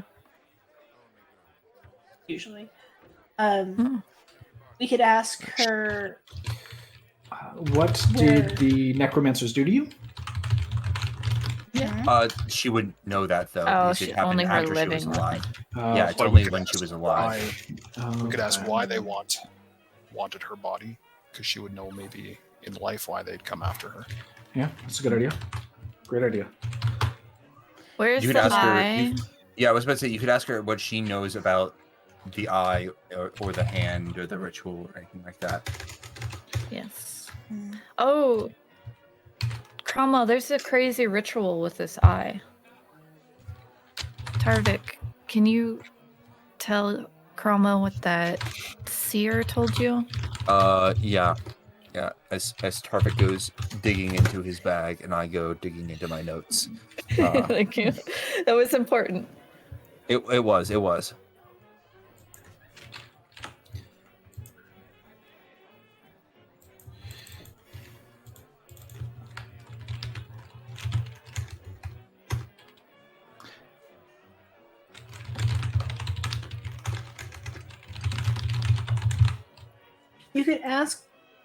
We could ask Elaria what she wants us to do with her body. If she wants us to like rebury it here or hide it or do something else. To like so they can't speak with her again.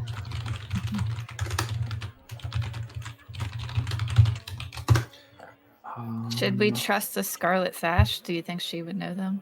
Oh. Maybe. I mean, that's worth. The poem after Tarvik is finished rooting around in his bag, he eventually pulls it out. Says, "Fortune teller Fiona, I am. You are Tarvik Daywind. Your future is movement towards. Do not be pinned. The Undying King returns. Your new family from the north. Nobody knows this yet. The eye, the hand, the ritual. The future is under threat." I'll just post that in chat as well as a reminder.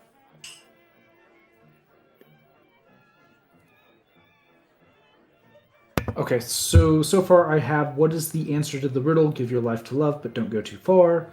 Where is the eye? What do you want us to do with your body?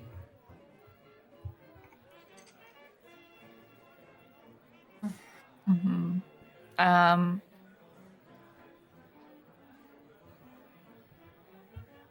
Where is the necromancer? Yeah, where are the necromancers? The Pact They could of ask the Lich. where's the Undying King? Yeah.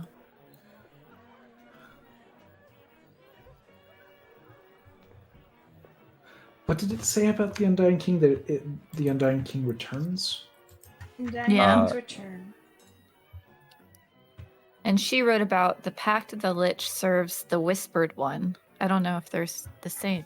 Yeah, well, maybe we need to ask, where is the Pact of the Lich? Because they serve might be like a god. The Undying King might be a god. Mm-hmm. Where is the Pact of the Lich? Mm-hmm. Yeah, Maybe ask where their physical location is. Mm-hmm. So what is the physical location of the Pact of the Lich? You know, Caramel, maybe you should do this.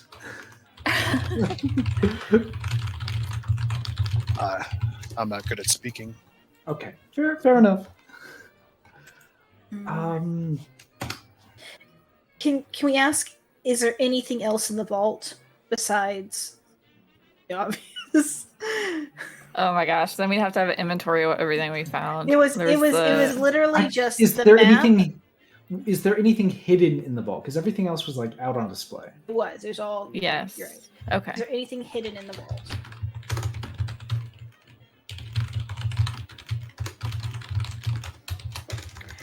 It's not going to work. They definitely already cast the spell on her within 10 days. But yeah. I did just Maybe put the prophecy in a thing. So here. We have been gone for a long time, so maybe it's been more than 10 days since they did this. Yeah, who knows? True. Yeah, it might be more than 10 days, yeah. Okay. So I need to do some pottery now. Uh-huh. How does this work? Do you end up with Have you ever seen Ghost, the movie? Let's see here. Okay. As an action, you can expend one charge to cause the hands of a spectral creature to appear, guide you to work the. Okay. do we actually have any clay? Oh, do we have potters? This is the potter's tools, right? So wait, but you're gonna do the second one, right? As an action, you can expend a charge to speak with the animals. Yeah, you don't have to actually Oh, have Speak the with special. oh, got it. We Not did. the So we part did of fine. Okay, so okay. Let's not call Elaria an animal. Sorry, I'm so sorry. I don't know why. She's a lovely, lovely Filled person. it. Okay. Okay, I guess. We can give you some clay though, right? Like a little bit of clay and. Yeah, I'm sure Monty has some. The peg leg trading post.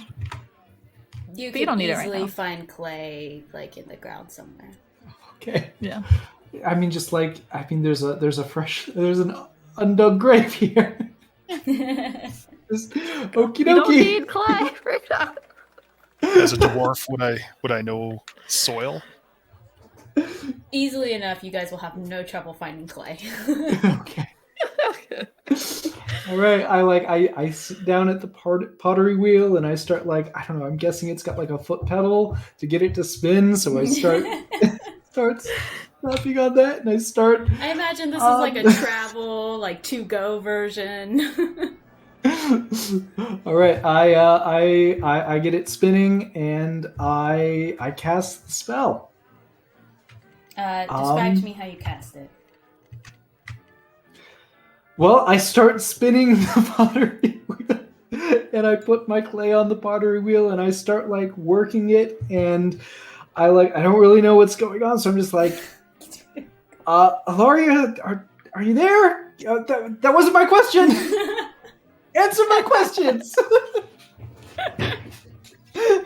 As soon as you ask your first question,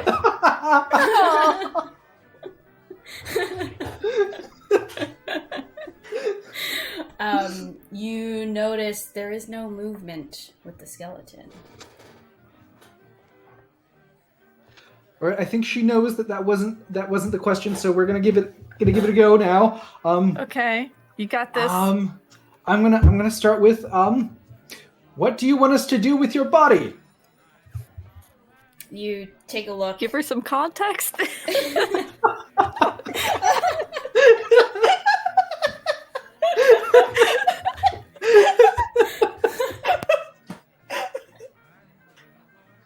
Oh man. Oh. You see her body just kind of lays there in the ground. No movement. Oh, I don't think it's gonna work, guys. Oh no.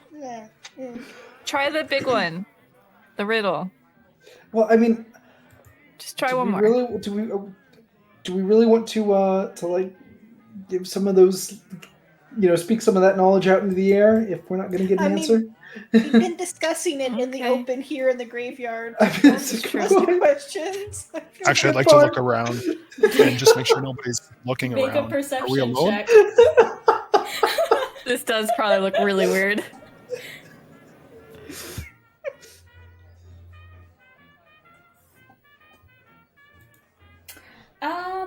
With a 16, you don't really see anyone around.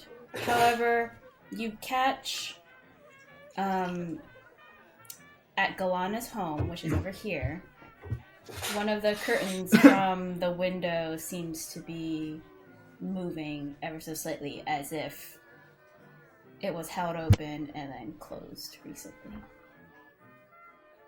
But there's no one around you.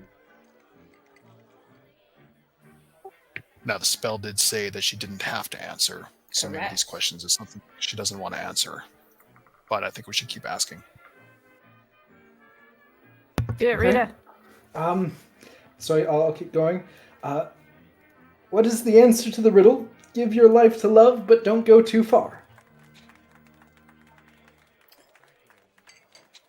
You don't notice anything. Okay.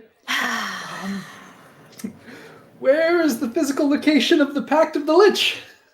You definitely don't notice anything. Is anything hidden in the vault? No response. maybe ask her something that you know that she would answer, so we at least know that it worked. So like ask her like, I've got it, and I immediately like dig into my backpack and I pull out a vial and I uncork it and I pour it all over myself. What is it? It's my fish oil perfume. Oh Yes, but it's also got some Elaria's perfume. It does. It does. That's part of it. The keyword is I have part her of scarf. it. Ooh. I put her scarf on you. Oh man. Alright, describe to Constitution's pretty everyone. Yeah, describe to everyone the smell that just starts emanating off of Oh you. my gosh, I don't know if I can. So there is at the core of this a perfume, Yeah. a beautiful elf perfume of forest flowers and the breath of the wind mixed together in this light and beautiful floral scent, and then just completely overwhelming that is fish. Yummy. Delicious. As you all I like to imagine a are stray cat struck wanders by up. this. just smelling the fish smell. Absolutely. Cromwell, you now notice from your perception check there is a cat who is beelining it towards Rita. You can see some saliva dripping off of its mouth. It has a wild look in its eyes. We need to get this done quick. So I'm gonna ask my last question. Who was your prettiest student ever? And at this, you notice there is nothing. No response. so it seems not to have worked. The cat reaches Rita now and tries to lick/bite Rita. No damage, of course, because you're wearing proper foot gear, but it's like gnawing at your boot. And as soon as it gets a little taste, it does the thing that animals do when they like taste something they don't like, and they just start like moving their head back and forth with their tongue kind of sticking out, and like yep, just like gross. What is that? It was attracted by the fish, but not the perfume, and it runs away in disgust. Poor kitty. It's kind of like and just runs away. Oh, Rita, you almost had a friend. Almost. Maybe some. Well, it was very valiant effort. I'm gonna do my ritual now. Can you just like step like 10 feet away? Yeah. A little bit to the west. What's the problem? You need to stay down. You're just making me very hungry right now. I see. Okay. You don't think I smell beautiful? You don't like the way I smell? I was saving this for Elaria. You said You it smell smells bad. delicious. I could eat you up. I think Pick has been piping up in your I'm just mind. too distracting. Pig has been saying to you, like, what do you smell like? What do you smell? I can't smell you! I don't know what to say to Pick. You can just wonder. Yeah. So... Cassandra, you said you are doing ceremony? Yes. So And you're I will doing- make sure. Yeah, the funeral rite. Yes. Alright. So I'll open my powdered silver pouch that Rita got me and pull out the 25 gold's worth and find something at the bottom there, which appears to be a What was it again? silver raven. Yeah, I think it's a figurine of power, and it was the raven. Figure of power? I think that's what they're called. It was a figurine of something. Oh my gosh! And this it was so was long ago. a raven.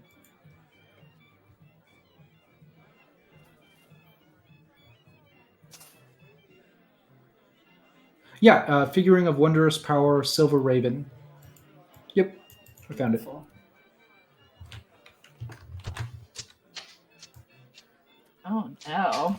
It's something. It's like an animal messenger item, and I think it was shaped like a raven.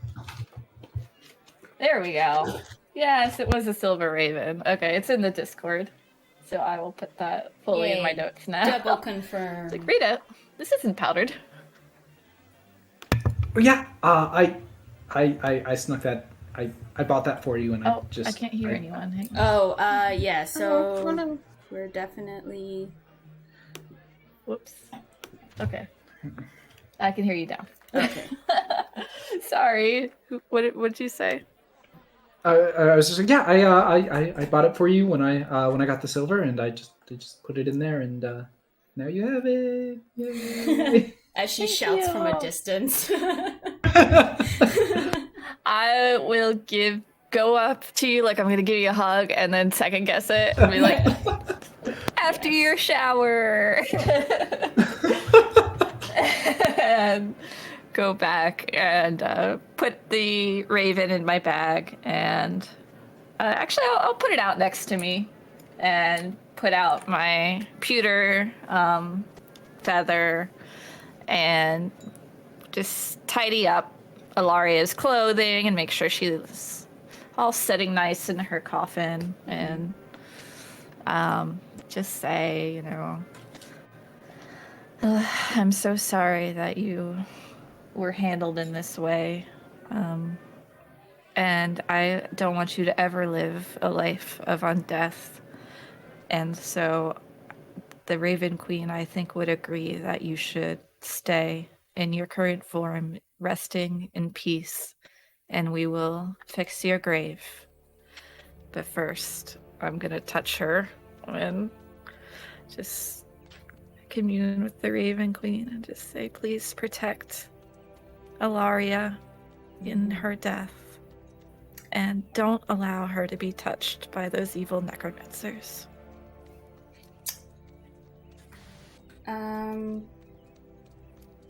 Go ahead and roll it's gonna be your decision. You can roll a religion or an insight or perception. Actually, okay, four things you can roll. Religion, insight, perception, or investigation. Your choice. Ooh, investigation. I have Okay. if I can contribute something to this funeral rite, would that give her perhaps advantage? Depends on what it is. How will you contribute? I possibly maybe have a song to sing for Elaria. Okay. Yeah, absolutely. Okay, so I'm going to sort of approach as maybe people back away a little bit. But yeah, Rita just steps forward, and bright is the ring of words when the right man rings them. And the fall of souls when the singer sings them, still they are caroled unsaid, on wings they are carried. After the singer is dead, and the maker buried.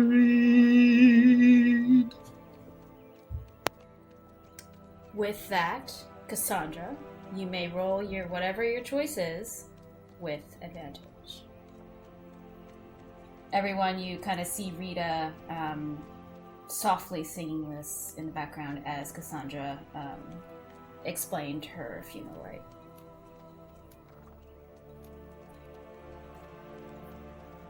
Oh, that was beautiful, Rita. I'm going to do investigation. Ooh. Oh. Okay.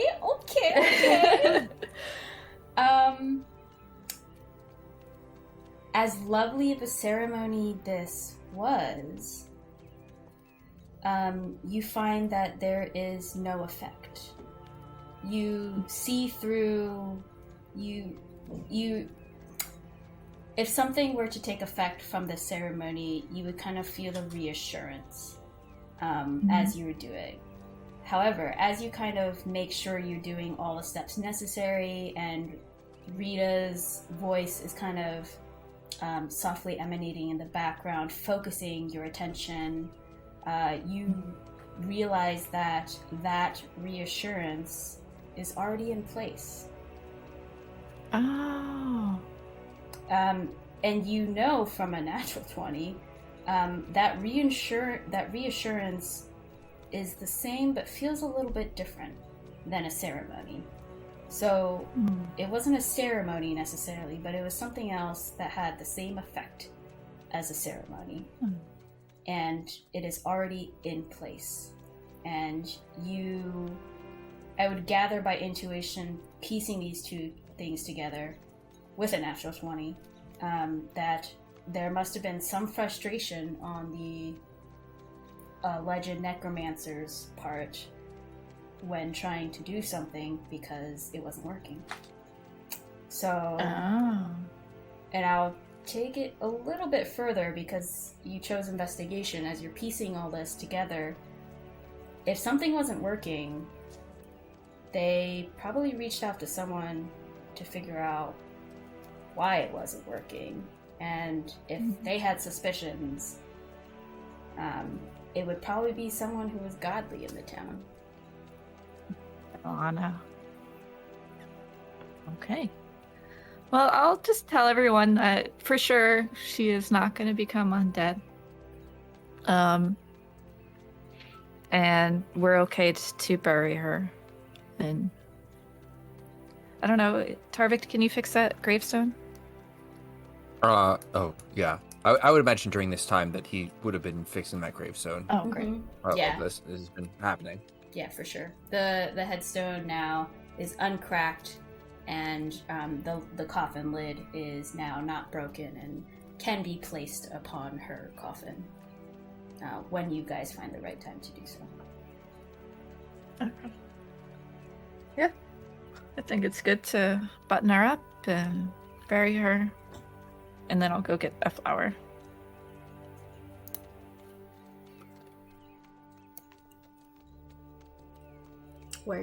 What flower?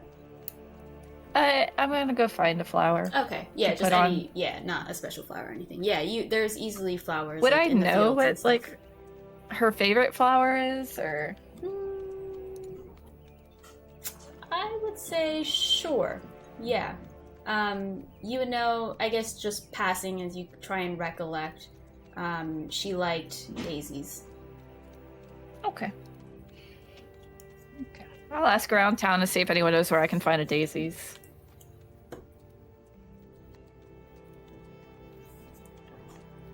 Guess I'll ask Monty first. Pegling.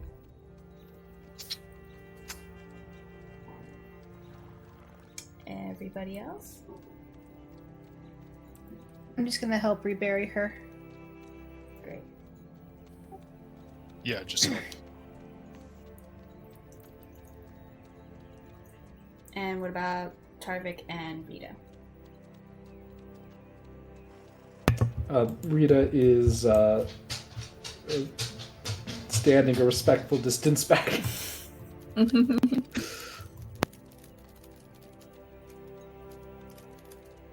about Tarvik? Yeah, I think just standing back. I didn't really like. It feels like it's a funeral for someone he's never met, so he's just kind of probably back even further than most of the other people. Mm-hmm. Definitely far enough from Rita to not smell her. Oh yes. All right, so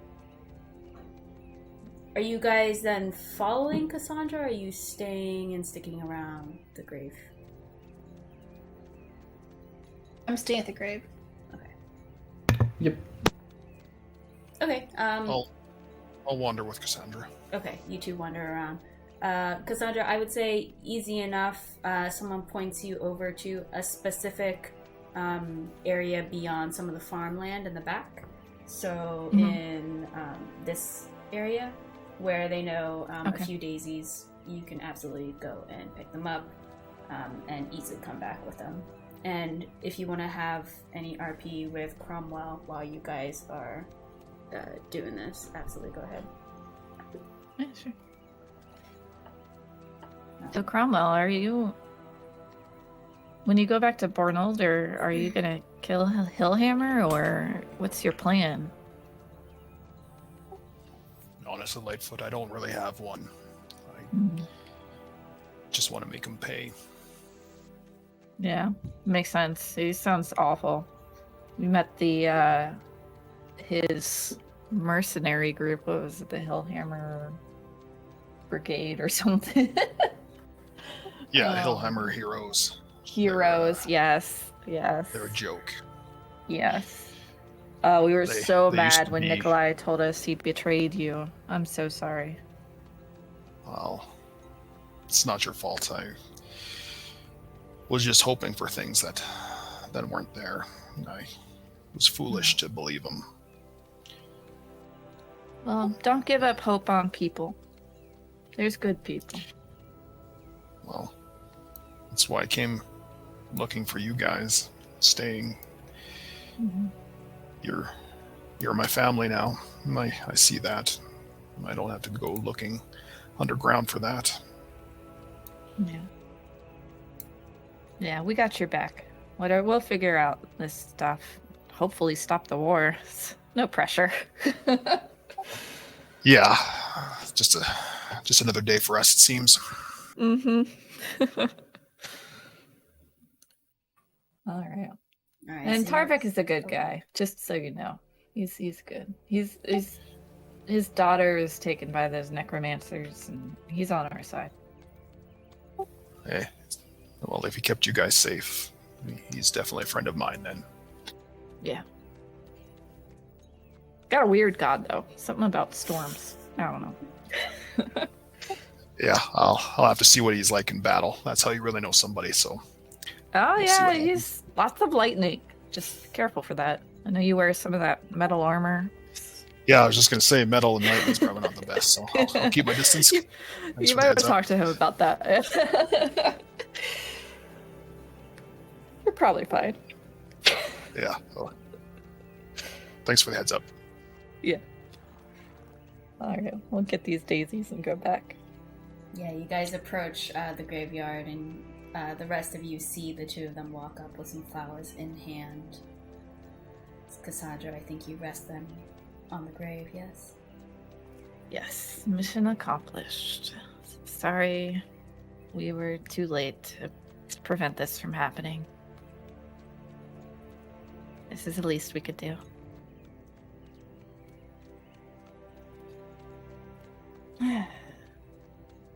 Okay, shall we go? Did you want to talk to Diggle's kids? I talked to them right before our long rest. I remember I read them stories from Elaria's library. So I think I'm good. Okay. We're good to go then. I'm ready if you all are. I'm ready. All right. You guys are off to where? Ross. As we can get there. Are we? Well, hang on.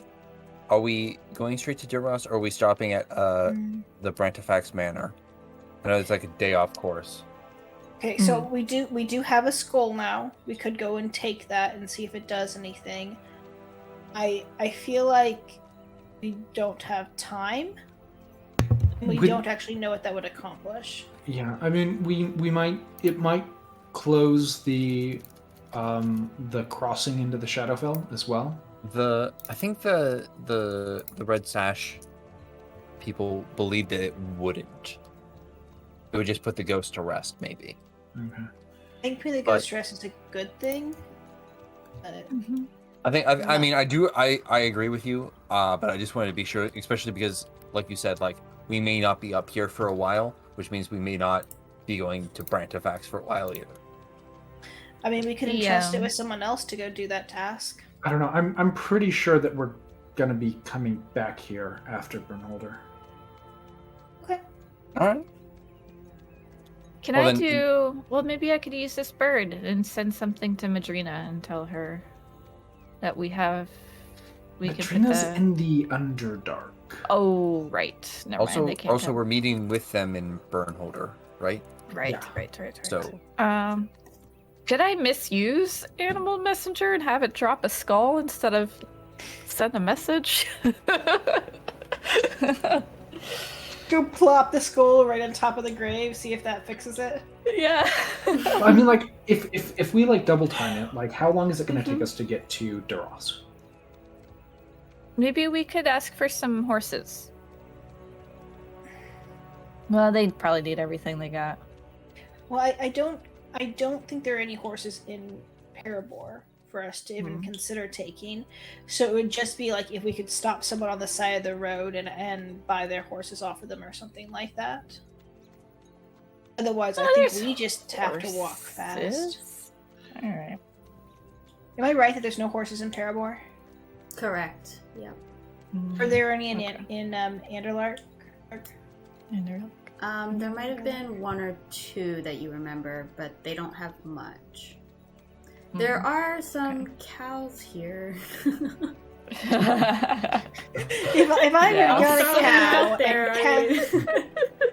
I were to cast haste on it and just concentrate on that. How to make a cow a horse. 101. Magic 101. Okay. Alright, let's just start walking. I think at the end of the day, if we have to message Madrina to like wait for us, then we just have to. We've got like 7 days before we have to do that. Let's go. Alright, so you guys are leaving Parabor and heading towards Duros, yes? Yes. Okay. As you guys are kind of walking and taking your leave, again, as you walk, there is a lack of wildlife and just the natural life of things is kind of void. As you guys are trekking, any discussions amongst each other? Or shall we speed through?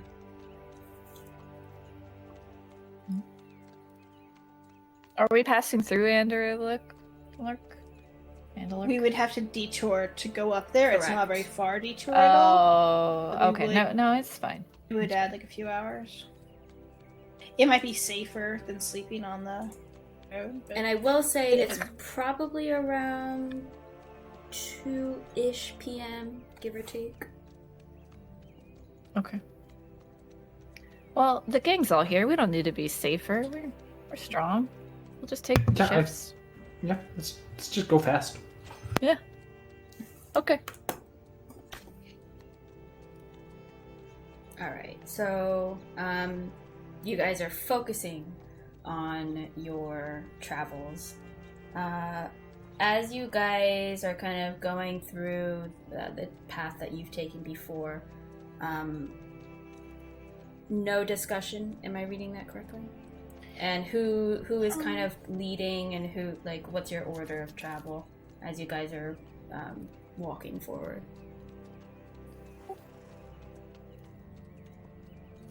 I'll probably take lead. Alright. There goes my phone. I'll be squishy in the middle. I can take up the rear. Okay. Where's Okay. Tarvik? I'll either second or fourth if you have a preference. Are we single file or can... No, it's not single file. I'm just trying to gather, like, where you guys are and who Okay. we're talking I'll to. go. I'll let if you're okay with that, Ash, I'll let you go up front, and then I'll take behind. Yeah, I'll walk with Cromwell. Great. I would like... If if Rita and Harvick are walking together, Yes. at some point Rita is gonna kind of like walk up near him. Just so you were married, right? Like I know that this is probably like hard to talk about, but like yeah, I would prefer not to talk about it if that's the way you're going. I how do you do that?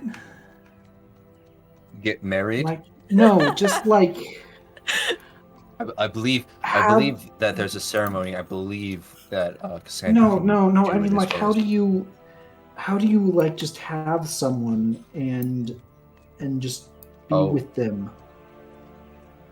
Huh. Yeah, that's more of a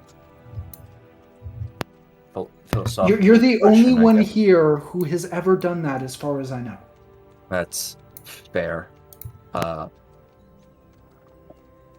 But I don't know. It takes time, I guess. Struggles make the time happen a little bit earlier, but it takes time. And then after it's done, it's still time. It's effort, and yeah, it just takes time. And I guess when you know. It's not solid advice, but in my experience, relationship advice is rarely ever solid. I appreciate it. I know this is hard, and I just go in and I give him a big hug, and it's just it's just fish oil. Yeah, I was about to say he does not hug back. Yeah. That's sweet and stinky. He will say, "You still smell like where I grew up, so I would prefer again. Please don't." Oh, sorry. You don't like it? No. Where did I even get this? Who gave this to me? Sandra's just whistling in the front.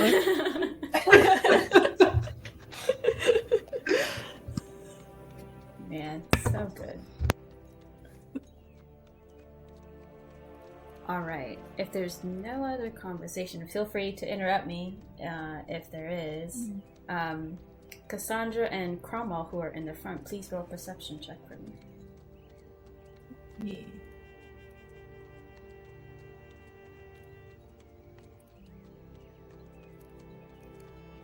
I got one nat 20, but all my other rolls have been pretty mediocre today.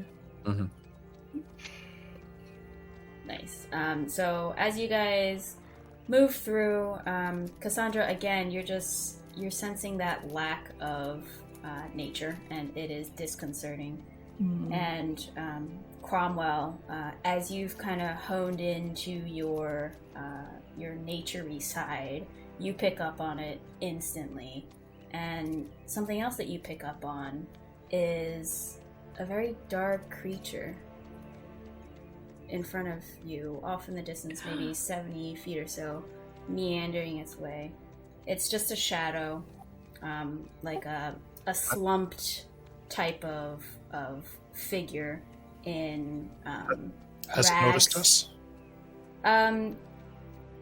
It looks like it's going directly towards you. Yes, it looks like it has noticed you and is walking towards you. It's a very dark shape. And again, it looks kind of ragged. It's hunched over almost. And it has like a shambling type of meander to it.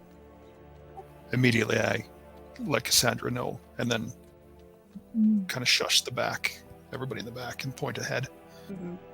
All of you look towards where Cromwell is pointing, and you see a familiar dark shape that Rita has sketched in her book before. The Gloomer.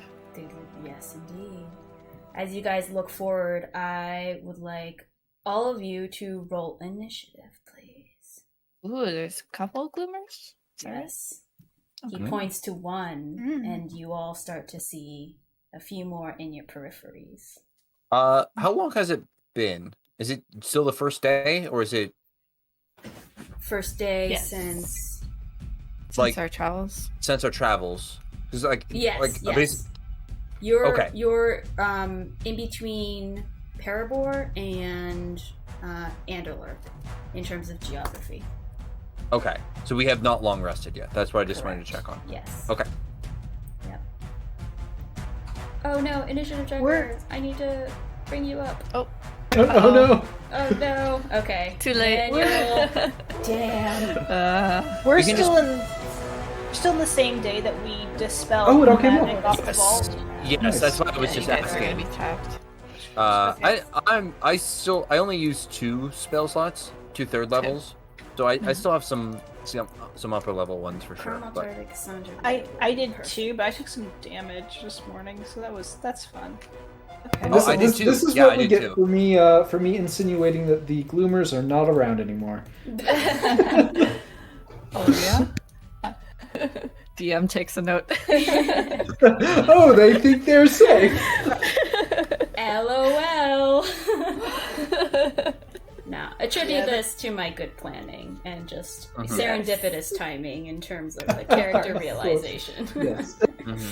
All right. So, I don't know why no layer action. That's terrible. Yeah, no, And definitely then not. a giant bloomer comes up. That's a remnant from before. Yeah. And okay, that is also a remnant. Sorry, I'm just cleaning up the tracker here because there's some double. I know. Oi, oi. Okay. Oh no, my computer. Uh-oh. Hold on, guys. Uh-oh. Oh no. Oh no. Are you recording? I don't have the right charger with me. Okay. Hold on. Okay. No rush. You got it. You got it.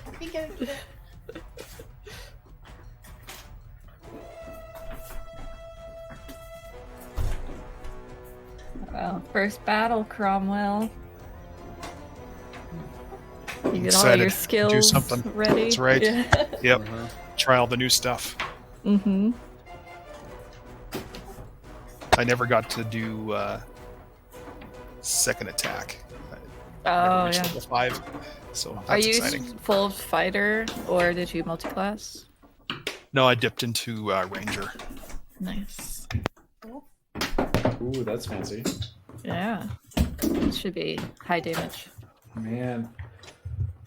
Cromwell with his animal companion, just a giant bear. It just looks like 2 bears walking around. I was thinking of doing Beastmaster, but I just did Hunter. Very good. It's so dumb. So I had my second computer right now is a Mac, but I was borrowing my partner's Mac, but then he needed it, so I switched it during our break. And I got his other one that he was using, and it wasn't fully charged. And he was like, "Oh, don't worry, it'll last you. Don't worry." And I was like, "Okay, fine, I'll trust you." And no, it was dying on me. Oh, okay, but I fixed it. Yay. Yay. Good job. Okay. Crisis averted. The audio stopped because it's not on loop. Here we go.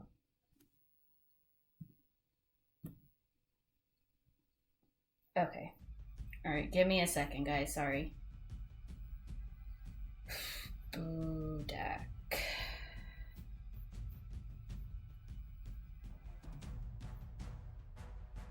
All right, and then Cromwell. It is your go. Okay, and they've definitely noticed us. Yes. The one especially in front is going towards you.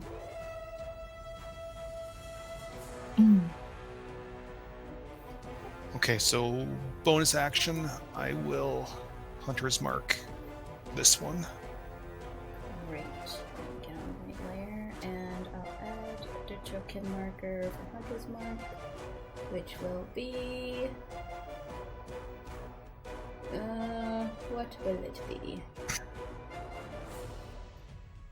Let's do like a eye. If you can see, it's an eye. Yeah. Sounds good.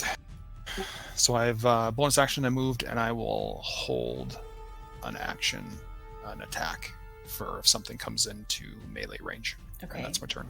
Great. Remember that you are holding, as I might not remember, so keep me honest here as we go to Cassandra. Okay.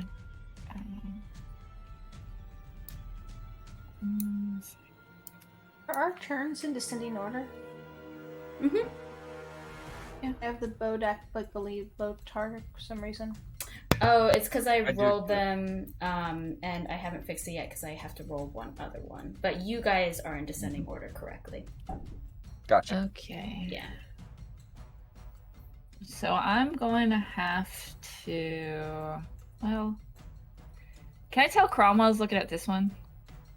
Yeah, you can see his gaze is going. Okay.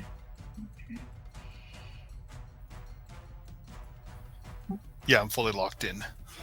Yeah. Locked and loaded. I will move up, move and bonus action dash to there. Roll that again. Okay. Oh, I guess. When I came back, I think I heard a snippet. Cromwell, you were talking about how you multi-classed in a ranger, right? Yeah. Yeah. Yeah. That was a very pleasant surprise. I was like, ooh, okay. And then for my action, I will options. I just don't want to be the only one without magic. Oh, no. You know what? As soon as I looked at your spells and I was like, oh, ranger, like, I wonder, like, are there spells? And I saw and I was like, oh, another spellcaster. My players all want spells. It's hard for me to manage, guys. Ease up. Alright, I'm gonna do something I going to get haven't done worse. before. I'm gonna try and make this one in the back do a wisdom save. Oh wait, it has to be within 60 feet. Hang on, it might have to be the closer one. Okay. It might my have thing's to be. doing the thing where it's like, yeah, probably. Yeah, so this closer one. Okay. I'm gonna try it. So they have to make a wisdom save or Yes, ma'am. potentially be frightened. 7 I gotta totally check. fails. Yes, it's a 14.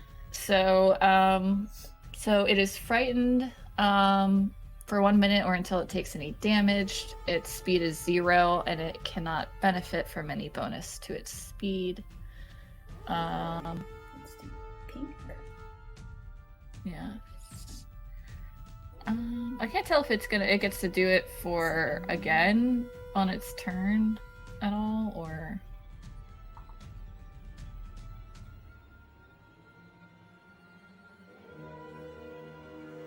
I don't see any I way think for it's it just to get I out think of it's it. just 1 minute or until it takes any damage. Mm-hmm. Okay.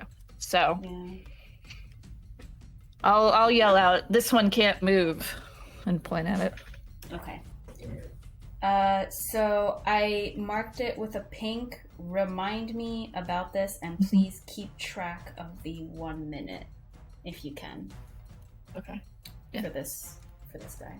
Yeah, we're on round 1. All right. So let's see, Cassandra. That ends your turn. Yes. Great. Rita, as Cassandra shouts this, what do you do? I'm going to expend a use of Bardic Inspiration and use Mantle of Inspiration.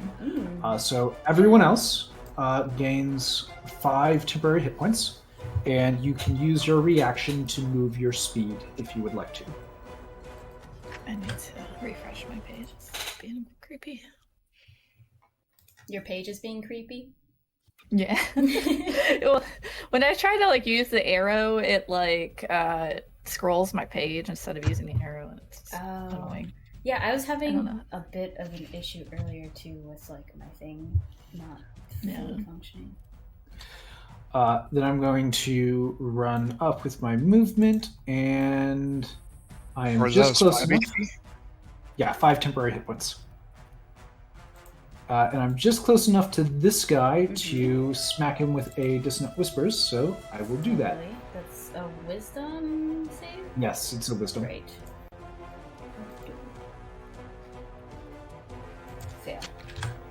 Okay, so he takes the full damage, and he moves his speed away from me. Nice. You hear it, or you don't hear it. You actually see its mouth open agape as it looks like it's racked in pain, with its spindly arms kind of reaching up as if it was trying to cover its non-existent ears.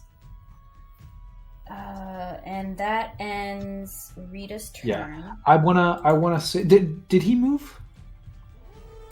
Oh, sorry, no, I didn't. Thank you. Yeah, Thank you. yeah. Thank you. And then I just wanna shout out to Tarvik. Don't get too close to these things. Shout to Cromwell, right? I know not to get too close. Everyone. Oh, sorry, Cromwell. Gosh darn it. That was for Cromwell. Okay, yeah. It's that's funny because we used to call Tarvik Cromwell too. Yeah. Sorry, Darvik. All right, and everyone has definitely added their 10 hit points from Rita's thing. This is Yes. just a reminder. Great. So as Rita shouts this, Roland, what do you do? Roland's gonna move over to here, right there, and he is going to cast Fireball on this one down here. Okay. What is the radius, if you can put something... The fireball, it's a 20-foot radius sphere centered on the point that I choose. I might choose a little bit off from the tree just to hopefully not catch the tree on fire. Okay. But yeah. It is a dex save. Or half. Okay.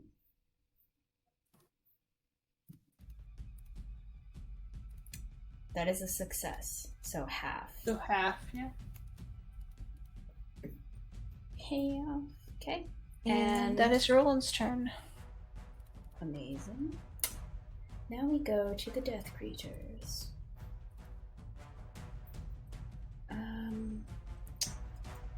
Let's see.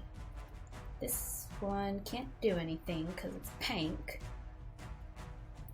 Rita, for the dissonant whispers, it was just on that turn that there's no stipulation that they can't get closer to you after, correct? Correct. Lovely. Okay. So it's gonna make its way back to you. 1, 2, 3, 4, 5, 6. It will move forward 1, 2, 3, 4, 5, 6 to end its turn. This one, you can see flames licking up its side as it moves forward. 1, 2, 3, 4, 5, 6. And it will double move. 1, 2, 3, 4, 5, 6. It will get closer to Roland. And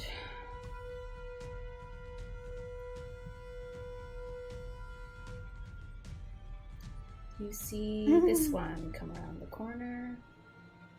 Oh, my thing's doing the scrolly thing. Let's do...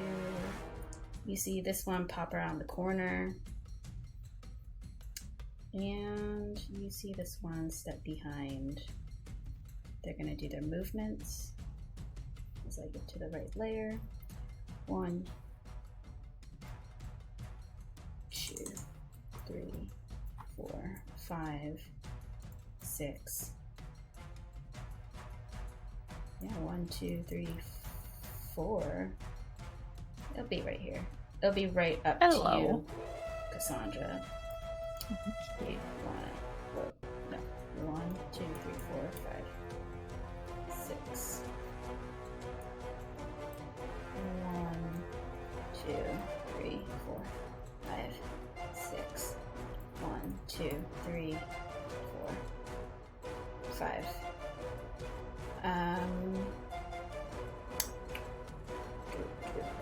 And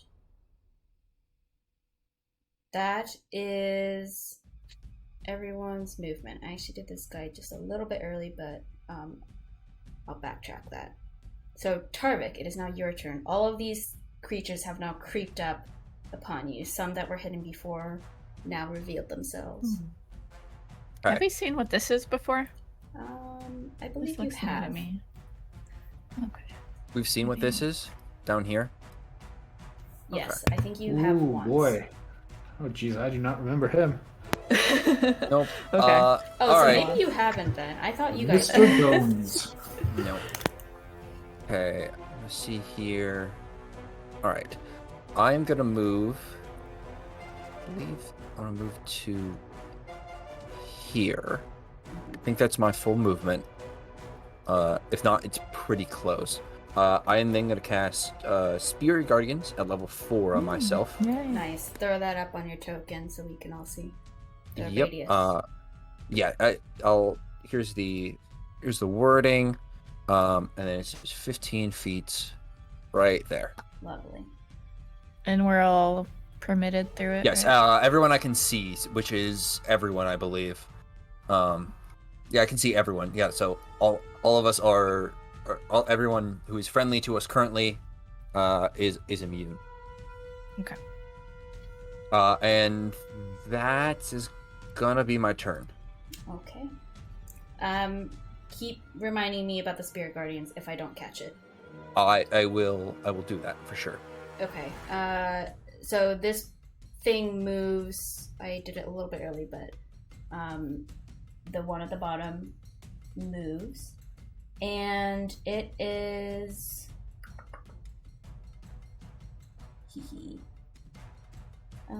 Uh-oh.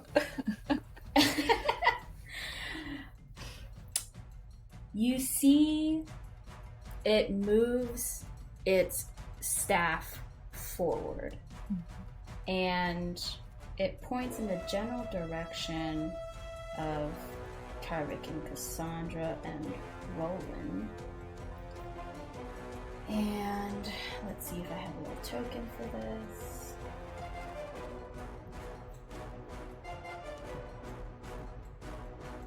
And I'm just going to change the color really quick so that it's not the same thing as Tarvik's. I was about to say I can change mine too. Nah. Actually, yeah. I don't know about anyone else, but I have trouble seeing that color. That's better. Oops.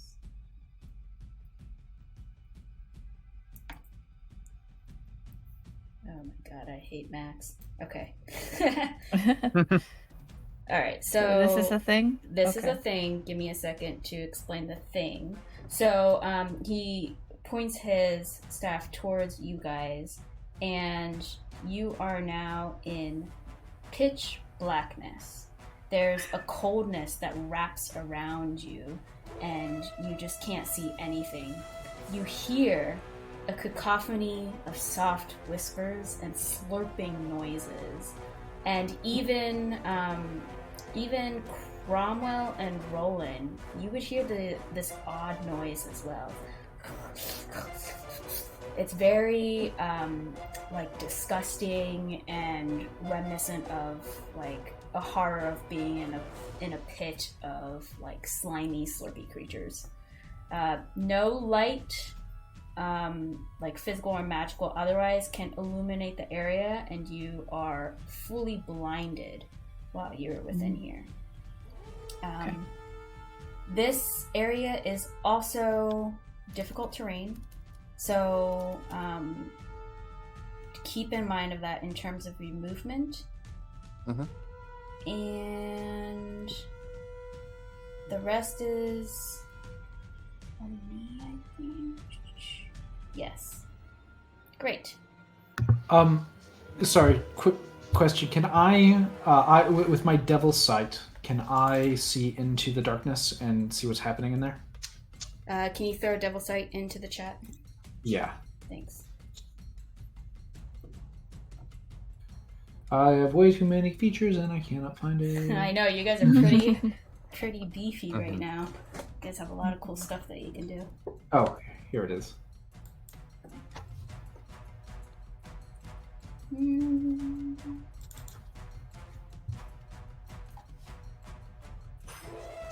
Yes.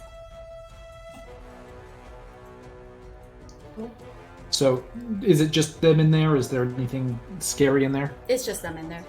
Okay. drum roll. You see like a sphere of pitch black all of a sudden where your friends used to be to your left, and all of these creatures encroaching upon you. I'll turn back to Rita. I have to go close. I have short arms, and run up to the guy.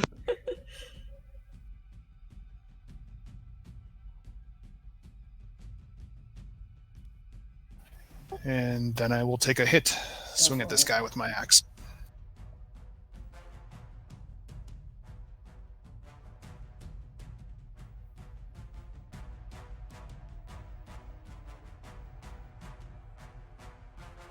That hits. Roll damage.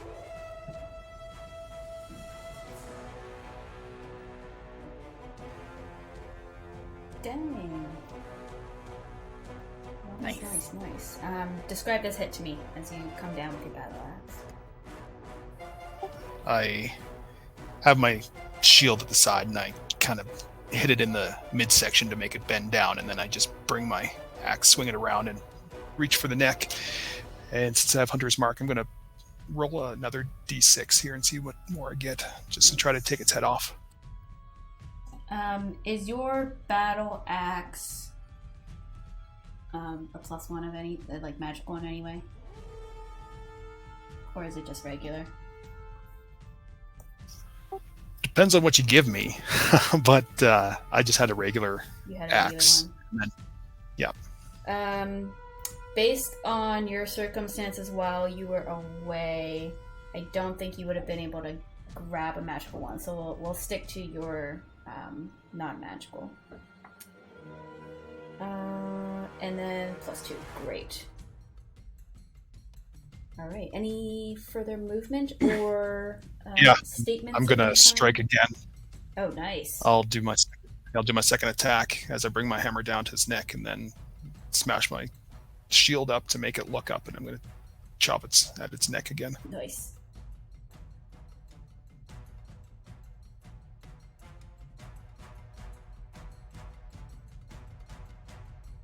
Ooh! Ooh. Very nice! Oh, roll damage. And with the Hunter's Mark and the Colossus of my Hunter, I get to do a d6 and a Ooh, d8. what the heck is a Colossus of the Hunter? I need to look at your stuff. That sounds fancy. Oh man, nice. So it's d6 and the 3? 9, 10, 11, 17, 20. Dang. Alright. I see you. Yeah, with if I do damage to, if any Alright. creature has got damage done, I get to pump the d8 in. Nice. Okay, wait. Math. Alright, awesome. So as you strike through, you're feeling really confident in your swings, and you keep slamming down and slashing. You see the creature gets impacted by your blows, but there's this like black tendril that seems to almost wrap around. As soon as you slice away, it seems to wrap around its wound, as if it's not taking as much damage as it could be. However, you have done some damage to it. I kind of sigh, be like, all right, I guess I have to hit you harder. And that'll be my turn. All right, Cassandra. Okay. So this is difficult terrain, right? You're currently in, yes. And Okay. give me a hot sec here. I'm gonna try and move. So tell me what happens.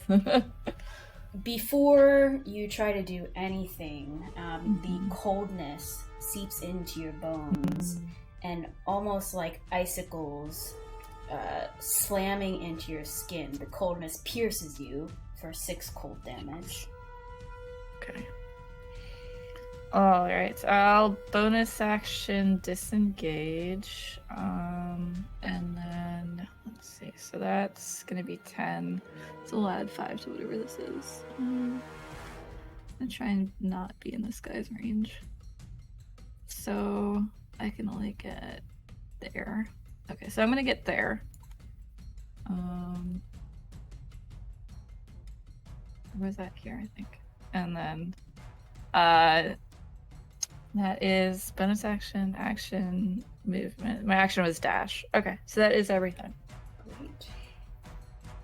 And this guy still can't move. Yeah. You move out of space deftly as you now look behind you as to where you were in comparison, complete darkness. You now see that there is a sphere of darkness surrounding space, which is what was obscuring your vision. Mhm. But now you are out of it and can clearly see. As you look forward, you see Rita do what? Okay, Rita is going to run forward. I need to go to like a very specific spot, and that's it.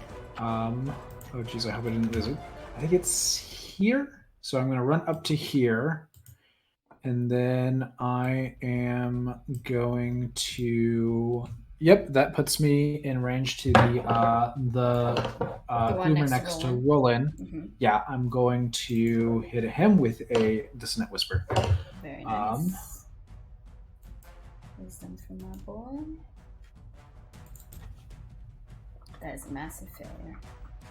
Okay. And 1, 2, 3, 4, 5, 6. As you see him, as before the other one did, kind of silent screech and kind of wave its wiggly arms around its face as if it doesn't know what to do from the sheer pain. And I think I'm gonna stop there. Okay. Roland, you see Rita. How do you cast Dissonant Whispers, Rita? It's just like speaking. So like I think for just about everyone there's actually almost nothing that happens. Like Rita is just like moving her lips, and it's like she's whispering, and it's just the magic happens inside of the mind of the creature. So, Roland, as you're kind of looking around, aware of your surroundings, you see Rita kind of mouth, and you almost think she's mouthing something towards you, but immediately you see the Bodak just veer away from you as if it's in pain, assuming that she did something, as you now do what? Roland is very grateful for that. Roland is gonna move inside the Tarvik's circle. Mm-hmm. Move right there. And then he is going to struggle a little bit with what to do. But I think I am going to just do another fireball at this one. Okay. Right here. Dex, right? Yep. Dex. That's a success. Half damage. So slippery. Let's see. Okie dokie.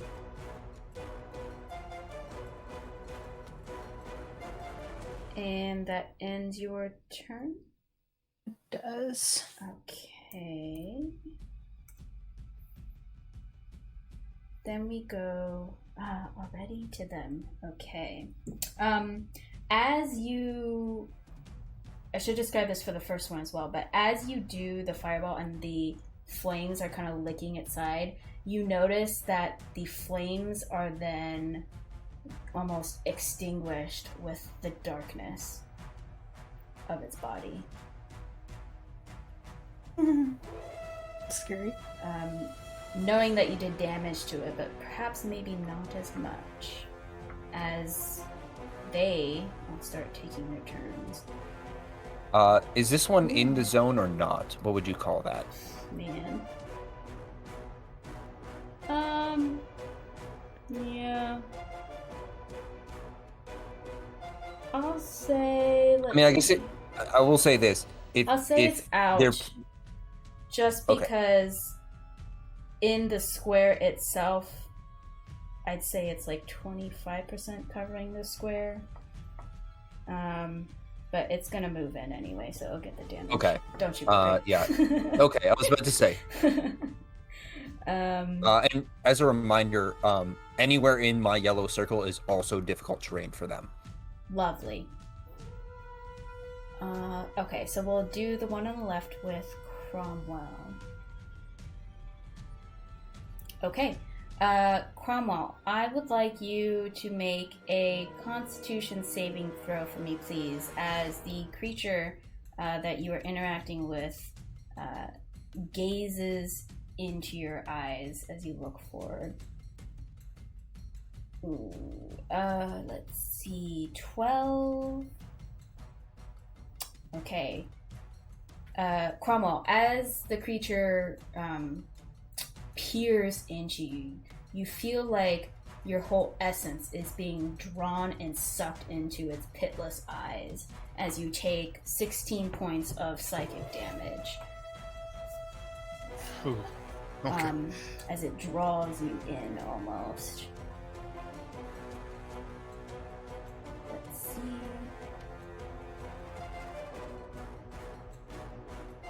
Oh wait, I don't know if it changes. It's necrotic damage, not psychic damage. My bad. Still some damage though. And then we'll go, this one is gonna try and come into your space. Half one, two, it'll still reach you. Okay. And it's gonna take its wisdom. Yep. I'll roll the damage for you. Thank you. Low damage, unfortunately. Let's So see. 16 radiant damage. That's 18. Oh, no. Does that... It does. So you'll still take 8. 8. Lovely. Thank you. And I am in pitch darkness, and I'm assuming he can't see either, so it's probably just a net 0 to attack me. You would think. Mm-hmm. They don't have eyeballs. No, that's fair. 1, 2, 3. Also needs to make it. Yes. 4. I don't know if that one can make 13. it to me. That Misses. fails, right? Yep. And so 11 full. Oh no, 16 full because I cast it. Oh, high level. Thank you. Yes. 16. And then you do some math. Lovely. Both of them are going to try and... Well, one of them's going to try and hit you. Okay. But misses. And you don't even notice this. as the weak little arms try and reach out and punch you, and it just... There's some air that it hits. The other one tries to look at you, and you not being able to see are unaffected by this. This one is still frightened, so it's not going to do anything. And this one up here is going to try and make its way back to the group. 1, 2, 3, 4, 5, 6, and 1, 2, 3. And it will take its wisdom. Mm-hmm. That is a fail, and that is 16. So, lovely. That ends their turn. Tarvik. As you kind of feel a little bit of wind past your face, Mm-hmm. What do you do? Do I take the damage for being in the zone? Oh, yes, thank you. Mm-hmm. That's cold damage. Oh, you take 11 points of cold damage as the coldness seeps into you. Okay, so that's that, and then I'll make a con save for concentration. So I maintain concentration. Yay. I am going to action disengage because I can feel things around me. Mm-hmm. I'm gonna go. Yeah, you're very perceptive too. 10. This zone shouldn't be included, but that will be 20. And then I'll do 25. Mm-hmm. 30. I'll just move down to here. Okay. And just kind of... I didn't cast a spell this turn, though. So, bonus action, I'll healing word myself at level 2. Mm-hmm. And that will be my turn. Fantastic. And this thing...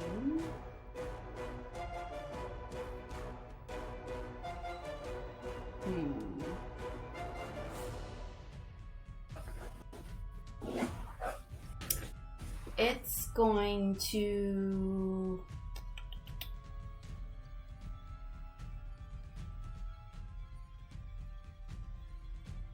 Okay. You see the... Boy. You see this circle, which is not moving from you. Give me a sec. This circle moves. And it's going to to envelop Cassandra. Cassandra, your vision goes dark yet again. And it's going... Rita, stop casting darkness! Yeah, it's Rita doing it. It's gonna move 1, 2, 3. And then that's it for his turn. Cromwell, it is now your turn. Okay, I'm gonna take some swings at this guy again. Go for it.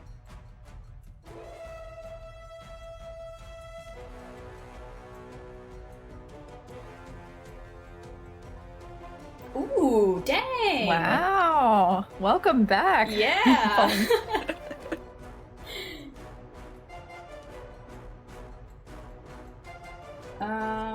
That's your extra stuff, right? And then roll your regular damage as well. Yeah.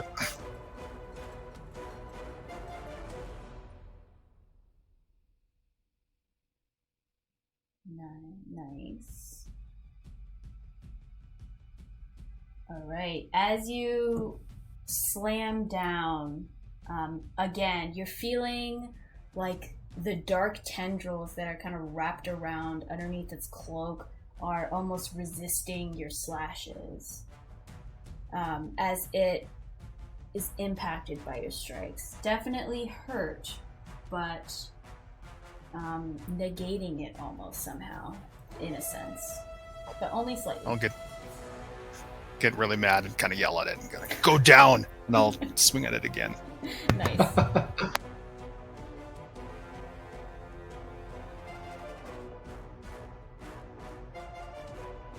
Unfortunately, this one, you see its darkness almost makes it seem like its body is there, but as you strike down at the darkness, you realize it was just the tendrils as you miss. That'll be my turn. Alright, Cassandra. You are in darkness, and you feel the cold wrap around you again. You take 7 points of cold damage as you feel almost like icicles under your skin. Slimy. So, disgusting. Yeah. Alright, if I, Alright, so that's 20 plus 30 is 50. So that would be... So if I'm going to use my movement and my action to dash, because I'm going to bonus action Hunter's Mark this dude. Okay. So... I'll put... Hunter's Mark, we'll just do that. Well, let's do colors. And I'm going to get in his face. You're going to prepare for some... I'm going to change the eye to this, because colors are easier to see on the tokens. Mm-hmm. Prepare for my reaction for another spell. Go ahead, cast again. You taunted. Amazing. That ends your turn to Rita. Okay. Rita is going to run over to... I think it's here is where I want to be. And I'm going to pull out a pick, and I'm going to do a cone of face melting on both of these guys. Sure thing. Wait, is that what it's called? It's Rita's name. Oh, okay. Oh, it's a 30-foot cone, not a 15-foot cone. Oops, I didn't realize that. Cone of badass trip. Oh no, that would hit Roland. Maybe I don't. I didn't realize it was that big of a cone. That's okay. You can rethink if you don't want to do it. Okay. Is there a other place that I could have gotten to that would have worked though? Where was I? I was 30 feet, so I was like here. So if I go straight down, then I can get both of them. I think at most you'll get And 2. still rolling. Yeah, you'll get 2 or get Yeah. 3 and damage rolling. Yeah, I will just go for the 2. So I'm going to go 30 feet straight down, and I'm going to.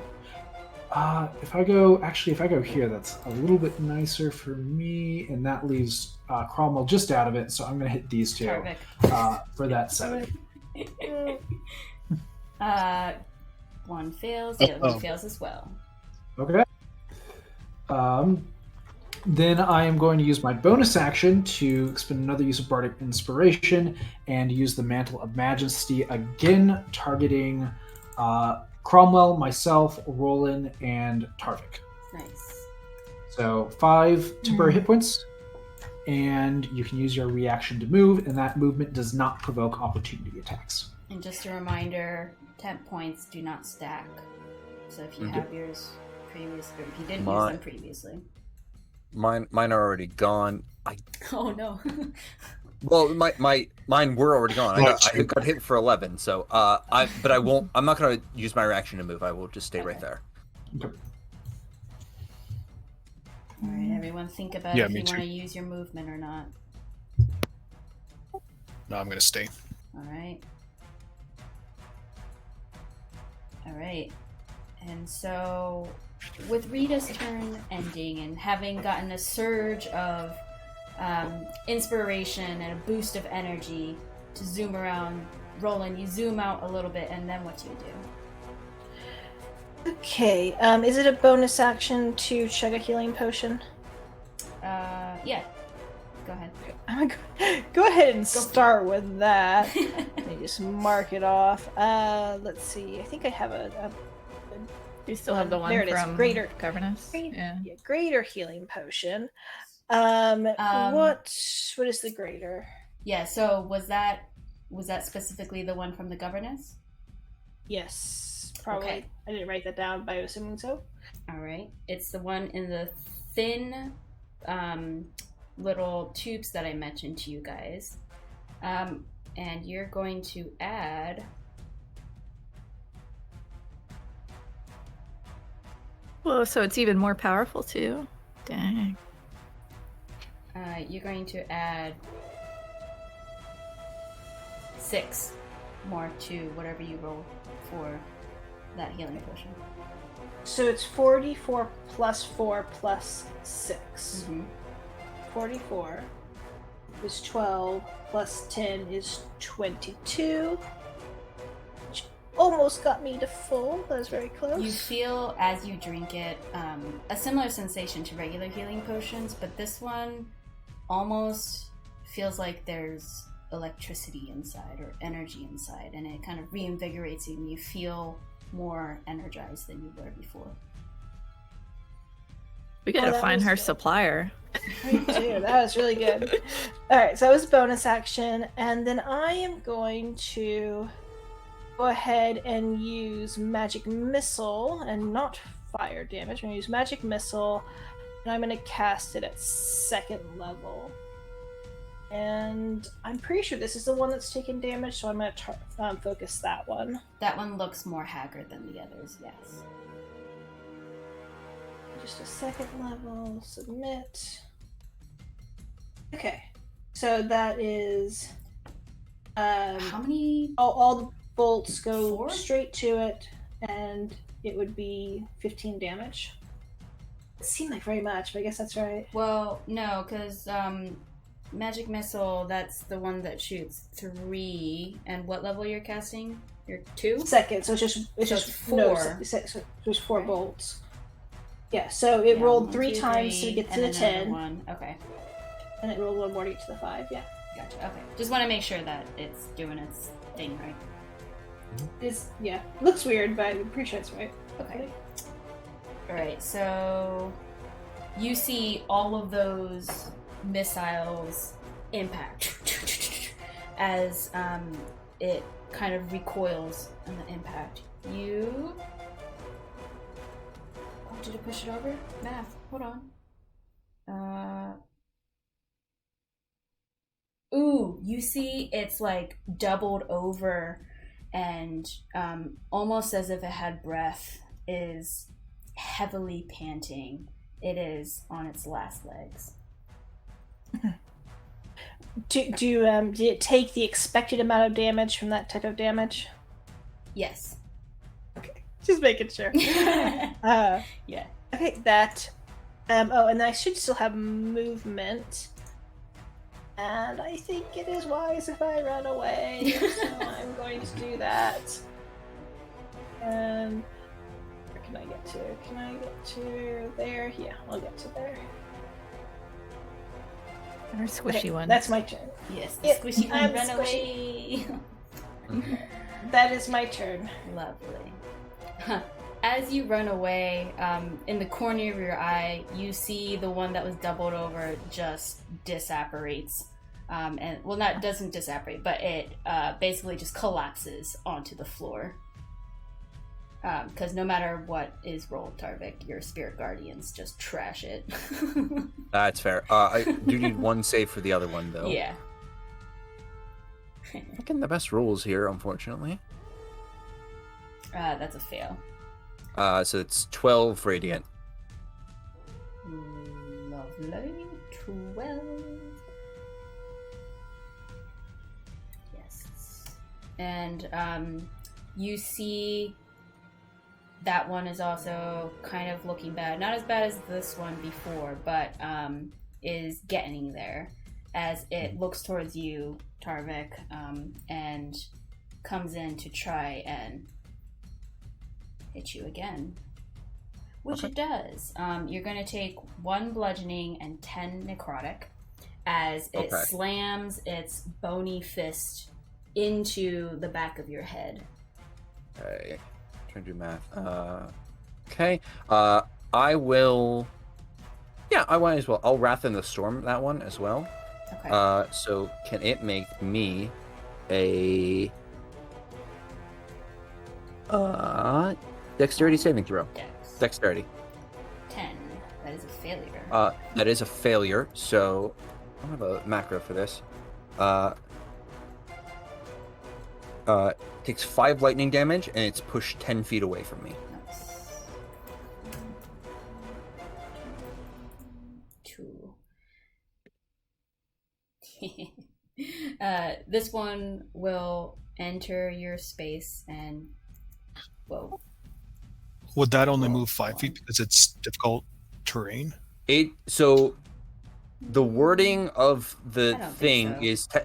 Yeah, I can post the wording. It's weird because their movement is halved. Oh, okay. So it's a weird... Yeah, I wouldn't rule it as it's only 5.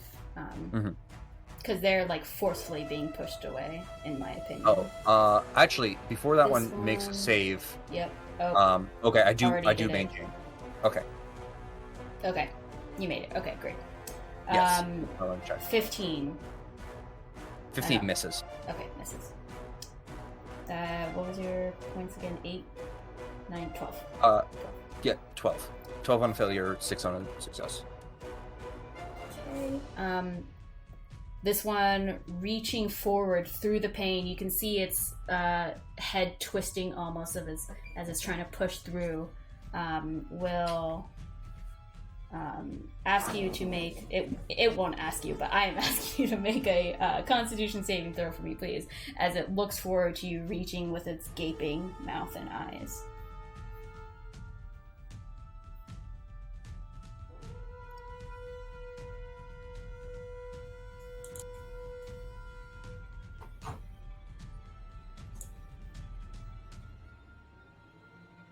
Sorry, did you click and I'm not seeing it?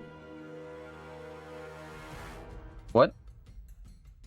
For me? Yeah, Constitution saving throw. Oh, I'm sorry. I thought you did an attack. That's why I got confused. Yes, Constitution saving throw. 10. I'm guessing that won't do it. No, it won't. Let's see. This one will be... Oh, dang. Jeez. Oh, okay. It's going to be 22 points of necrotic damage. Okay, hang on. Okay. Still very much up. But yep. I will make another Constitution saving throw. I think I have to get an 11 on this one. Half of them. And I do not. So that one this drops. does drop. Yes, it does. Alright, this one next to Cromwell will try and attack you with its fist. And that does hit. That's going to be 1 bludgeoning and 9 necrotic as it reaches forward. And it actually like slams down onto your wrist where you're holding your battle axe as it's aiming for the thing that's trying to take it out and where the pain is coming from. This one is still frightened. I don't think I can do anything with that because it's not a minute yet. And I think that's all of them. So, Tarvik, as you kind of get that last hit and you're jostled from it, what do you do? I think been in between two things. And I think in the moment I'm going to go with the lighter version. I'm going to cast Aura of Life on myself. Ooh. So it's another radius one. Cool. Yep, another radius. I'll just pop that on myself. But Ooh, this one's a good one. Yep, so while you're in the zone, you're resistant to necrotic damage, can't have your maximum hit points reduced, and then you automatically stabilize. So that's Nice. my action, and I don't have a non-spell bonus action, so I think that's going to be my turn. That's a very good one. Everyone stay close to Tarvik. Alright, and then we go to this creature down here.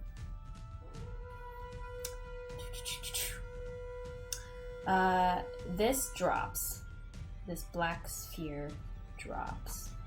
And Cassandra, I would like you to make a strength saving throw, please. Okay. You do have advantage I will on attack him. Yeah, I have advantage, and I will attack him if it's a spell. Yes, it's a spell. Okay. Save. And attack. Yes, that hits. Okay. No extra ones for the hunter's mark. Okay, let me see if this was concentration. Nope. Okay, nice. And then your strength save was 16. Let's see.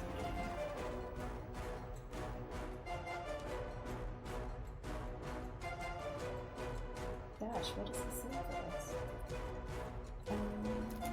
I'm gonna say, oh yes, it passes. Yep. All right, so you take anything or not. All right, so you're gonna take some half damage here.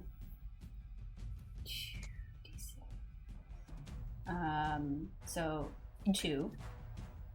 Alrighty. You're gonna take half of that.